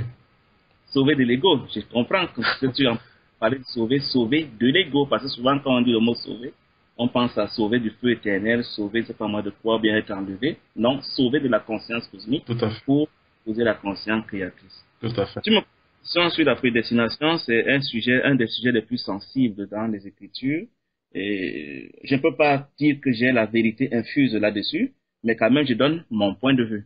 Mon point de vue est le suivant. D'ailleurs, il faut déjà dire qu'Ecclésiaste 3:11 nous dit que le Seigneur a mis en nous la pensée de l'éternité, c'est-à-dire qu'il nous a donné de chercher instinctivement l'éternité, même si nous ne comprenons rien. C'est pour ça que les hommes sont à se battre, à vouloir se rendre éternels. Par exemple, quand j'ai une possession matérielle, genre un immeuble, il y a des traditions qui disent on ne vend jamais un immeuble parce que l'immeuble représente l'éternité pour moi. Souvent, quand on est homme, on veut avoir des fils garçons parce qu'on veut que son nom reste éternellement, même quand on est parti. Donc, l'homme a cette pulsion à chercher l'éternité, et l'éternité étant en Elohim, l'homme se met à le chercher parfois à tâtons parce qu'il sent instinctivement que l'éternité est en lui. Donc, ceci étant, chacun de nous, quelque part, cherche l'éternité, mais il y en a qui la cherchent dans les ténèbres, et il y en a qui, au bout du compte, finissent par la retrouver. Maintenant, comment savoir si on va connaître la vérité un jour? Ma conviction à moi est que Elohim est amour, et l'amour ne nous impose pas nos choix. Cependant, l'amour et la science, la connaissance qu'il est, connaît par avance quels sont les choix que nous ferons quand des propositions ne seront faites dans notre existence. Donc, lui, il connaît l'histoire de ma vie du début à la fin, avant même que je ne sois né. Il connaît les propositions qui me seront faites par l'adversaire et il connaît les choix que je ferai face à ces propositions. Donc, du coup, il sait qu'un tel, il y a un moment où, quand des propositions lui seront faites, il va les suivre, des propositions égoïques. Et puis, un jour, quand il va me rencontrer, il va choisir de quitter ses mariages égoïques. Mais ce n'est pas lui qui décide de m'imposer cela. Sinon, ce n'est plus l'amour. Donc, en tant qu'être amour, il ne m'impose pas mes choix. Mais il sait les choix que je vais faire parce qu'il nous veut libres. Il dit, je place devant vous le bien et le mal, mais je vous recommande de choisir le bien. Ceci étant, puisqu'il connaît qui va choisir un jour de l'épouser, on peut dire que il va accompagner cette personne dans son choix. Il va accompagner, un peu comme à tâtons, cette personne dans ses rencontres, dans ses lectures, dans ses relations, dans ses pensées. Il va lui faire des clins d'œil, sachant que cette personne est disposée, selon sa préscience, à le suivre. Maintenant, est-ce que c'est lui qui a décidé que les autres ne vont pas le suivre? Moi, je ne crois pas qu'il est méchant pour exclure certains d'office et d'autres les élire d'office parce que je crois qu'il est amour. Ceux donc qu'il a connus d'avance, il est aussi prédestiné, dit l'Écriture, à être semblable à son fils. Il dit donc, vous autres, dont je sais que vous allez m'épouser, la finalité pour vous, ce sera de ressembler à mon fils qui est ma copie conforme, qui est mon sosie, qui est moi-même. Merci, Papa Guy. Il y a Rose qui parlait de démons là. Je ne sais pas si ce n'est qu'à Victor qu'elle posait les questions ou quoi, je ne sais pas. Elle demandait pourquoi il ne cherche que certains genres de démons. Je posais pas la question à Victor, je disais parce qu'il parlait de délivrances que les gens ils font. Je dis donc, on ne voit que certains qui chassent quoi. Mais le Seigneur il choisissait pas selon sa marche quand tu vois donc. Enfin, c'était pour revenir à ce que Guy disait quoi. Quand on commence à avoir la compréhension claire, on se rend compte que tout ça n'est que des illusions. La délivrance qui vaut la peine, c'est la délivrance de l'ego. Tout le reste, c'est du cinéma. Aussi longtemps qu'on est dans l'ego, même si on déplace des montagnes, même si on comprend tous les mystères du royaume, même si on donne tout son corps à brûler, même si on donne tous ses biens, même si on guérit tous les malades, on redresse sur les eaux, on est dans l'imposture. La seule délivrance qui vaille, c'est celle contre l'ego. C'est pour ça que tout ce cinéma qu'on voit dans les chapelles où les gens se renversent et tombent à la renverse, mais c'est de la distraction pour les ignorants. Aussi longtemps qu'on a l'ego, dit 1 Corinthiens 13, verset 1 à 7, on est des imposteurs, on est des menteurs. On se ment à nous-mêmes. Si on n'est pas amour, on n'est rien. Et d'ailleurs, pour ajouter, la dernière fois, tu avais, enfin, ça fait un petit moment, tu avais d'ailleurs mis une vidéo sur YouTube où on se rend compte que finalement, on n'a pas besoin de prononcer le nom de Jésus-Christ, comme ils le font tout le temps pour voir pour voir ce genre de manifestations. Même chez les musulmans, on le voit ça, hein, ce qu'on appelle délivrance. On voit des gens faire exactement la même chose, hein, reproduire ce qui se passe dans ce qu'on appelle l'église chrétienne. Comme quoi, ce n'est pas forcément ce que Yeshua nous a demandé de faire. En fait, tous ces acteurs sont en train au service de l'ego. C'est-à-dire que, comme je suis marié à mon corps et à mon bien-être, et que mon corps n'est pas satisfait, n'est pas heureux à mon sens, alors je vais chercher les médecins du corps, que j'appelle les faiseurs de miracles. C'est pas différent de la convoitise, du matériel. C'est toujours un mariage égoïque. Donc, ils savent que j'ai un besoin corporel, alors ils tablent dessus sur cette dimension de l'ego pour faire leur fonds de commerce, c'est tout.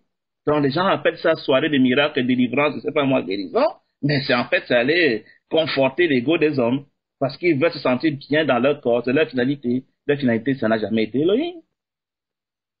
Donc, quand on est ignorant, on appelle ça miracle. Non, c'est pas des miracles, c'est la comédie, c'est la distraction. Et j'ai même vu des spectacles où on va voir le soi-disant prédicateur qui est en conversation avec le diable, qui lui dit, mais pasteur, vraiment tu es un grand homme de Dieu. Parce que si tu n'es pas un grand homme de Dieu, mais je t'aurais terrassé. Mais quand je te vois, tu es entouré de milliards d'anges. Et le pasteur tout fier de ce que le diable l'a approuvé, et l'assemblée qui applaudit à tout rompre, que même le diable qui dit toujours la vérité, c'est une ironie, et a approuvé notre pasteur. C'est quoi ça? Si ce n'est une comédie, un spectacle entre deux acteurs, pour tromper la grande masse qui n'est là qu'à chercher la satisfaction de sa chair. Néanmoins, Guy, il est tout de même dit que des disciples de Yeshua feront enfin ce qu'aujourd'hui on appelle miracle, feront des choses qui dépassent l'entendement. Et donc là, à partir de ce moment-là, comment les gens font pour distinguer? Ben, déjà, il faut s'assurer que le faiseur de miracles est amour. Il est du Yeshua tout craché. C'est pour ça qu'on verra que quelqu'un comme Paul, qui était vraiment un aspirant disciple de Yeshua, je préfère dire aspirant, parce que disciple pour moi c'est déjà parvenir à la stature, mais les mouchoirs de Paul faisaient ces miracles sans que Paul n'ait intervenu. La seule présence d'un véritable disciple va faire que le Père qui est l'auteur de ces miracles lui-même fasse des œuvres qu'il veut faire. Ce n'est même pas le disciple qui fait ces choses, mais c'est le Père en ce disciple qui veut se glorifier, et quand il voudra aussi, il ne le fera pas. On verra par exemple dans un passage de la Bible, je crois dans Philippiens 4, où Paul nous parle de son frère, je crois, Épaphrodite, qui était malade au point il a failli mourir. Il dit vraiment, j'ai eu peur qu'il ne meure parce que ça m'aurait beaucoup fait souffrir, mais heureusement que le Père m'a épargné la souffrance en lui redonnant la guérison. Mais Paul ne dit pas ici que moi, le grand Paul, disciple de Yeshua, j'étais capable de guérir tout le monde et que j'ai guéri Épaphrodite. Or, on sait ce que ce Paul a fait comme miracle dans son existence, qui s'est fait mordre par des serpents, les a arrachés, les a jetés au feu, sans que le venin ne lui fasse rien. Est-ce que pour autant Paul peut prétendre qu'il était un faiseur de miracles, faisant des croisades, des guérisons et des miracles, pour que ce soit pour lui une profession ou un ministère? Non, c'est le Père en nous, parce qu'il le veut, quand il le veut, comme il le veut, qui va faire ce qu'il veut. Ce n'est pas nous qui sommes des acteurs. Nous sommes appelés à être des instruments, des objets, dans ses mains des serviteurs inutiles. Mais dès qu'on devient des acteurs, organisateurs de séances de miracles, mais donc finalement, on peut comprendre que les véritables disciples, quand si on peut dire ça, s'ils font parce qu'ils ne font rien d'eux-mêmes, parce que ils ne sont que des instruments par lesquels passe l'Éternel pour agir, et généralement ils le font dans la discrétion. Quand tu as pris l'exemple de Paul, il jette un mouchoir par là et voilà, la personne guérit. Et voilà, c'était pas toujours cette fameuse imposition des mains qui fait tomber 10 000 personnes en arrière, tout ça. C'était pas toujours ça. Non, mais le Père ne s'interdit pas de faire des actions publiques. Quand Pierre et Jean lèvent l'handicapé de la porte de la belle dans Actes des Apôtres, c'est pas forcément secret, c'est en public. Le Père ne va pas dire que parce qu'il veut faire ce qu'il veut faire, ça sera toujours caché. Non, mais il est souverain, il fait quand il veut, comme il veut et où il veut. Mais alors quand c'est lui, nous n'allons pas nous sentir. Nous n'allons pas nous sentir, nous allons nous considérer comme étrangers. Et Pierre dira, mais homme frère, pourquoi nous regardez-vous comme si c'est nous qui avons fait cela? Mais c'est Yeshua en nous qui est en train d'agir, ce n'est pas nous. Nous sommes des hommes comme vous, nous ne sommes que des vases, des instruments qu'il a utilisés. Il peut aussi vous utiliser. Mais ce n'est pas le cas dans notre religiosité où on a des faiseurs de miracles professionnels qui se présentent comme étant les seuls détenteurs de cette puissance. Et c'est vrai parce qu'ils la détiennent souvent des loges enténébrées. Et puis les autres restent éternellement des admirateurs, applaudisseurs de ces grands gourous qui se prennent pour des serviteurs de Dieu, des imposteurs, des serviteurs du diable, parfois qui s'ignorent, mais parfois qui en sont conscients. Oui, étant donné que depuis là, ce n'est que de l'ego qu'on parle, et tu nous as éclairci dans beaucoup de tes publications de ces fruits, de comment est-ce que les vrais disciples se reconnaissent lorsqu'ils sont morts à leur ego et tout ça. Étant donné aussi que beaucoup de personnes, nous qui nous disons chrétiens, disciples et tout ça, nous avons pour fil conducteur la Bible. Le mot ego n'est donc pas là. À quoi est-ce qu'on peut le comparer, puisqu'il n'y a pas le mot ego? C'est un terme qu'on trouve dans d'autres religions, d'autres pratiques spirituelles. Pour ceux nous qui lisons la Bible et avons pour fondement uniquement ce qui est écrit, comment est-ce que nous pouvons essayer de persuader aux autres que c'est véritablement le cheval de Troie de l'humanité, l'ego? Nous n'avons pas de fondement spirituel là-dedans, dans la Bible, ce mot-là. Disons que nous avons des croyants, des chrétiens aujourd'hui qui pensent que la Bible, c'est le seul livre par lequel le Père peut parler à ses enfants. Et ces personnes veulent voir le verset, le mot, pour comprendre le Père, pour prétendre que ce qu'elles disent vient du Père. Je ne suis pas de cet avis, c'est-à-dire que premièrement, nous devons savoir que la Bible a été soumise à plusieurs retraductions, réinterprétations, réécritures. D'ailleurs, pour la petite histoire, je suis en train de préparer aussi ma version à moi, pour ceux qui sont informés, vous le savez. Donc, au fil de ces retranscriptions, il y a des choses qui ont été revues, corrigées, mises à jour selon la conscience qui nous conduit.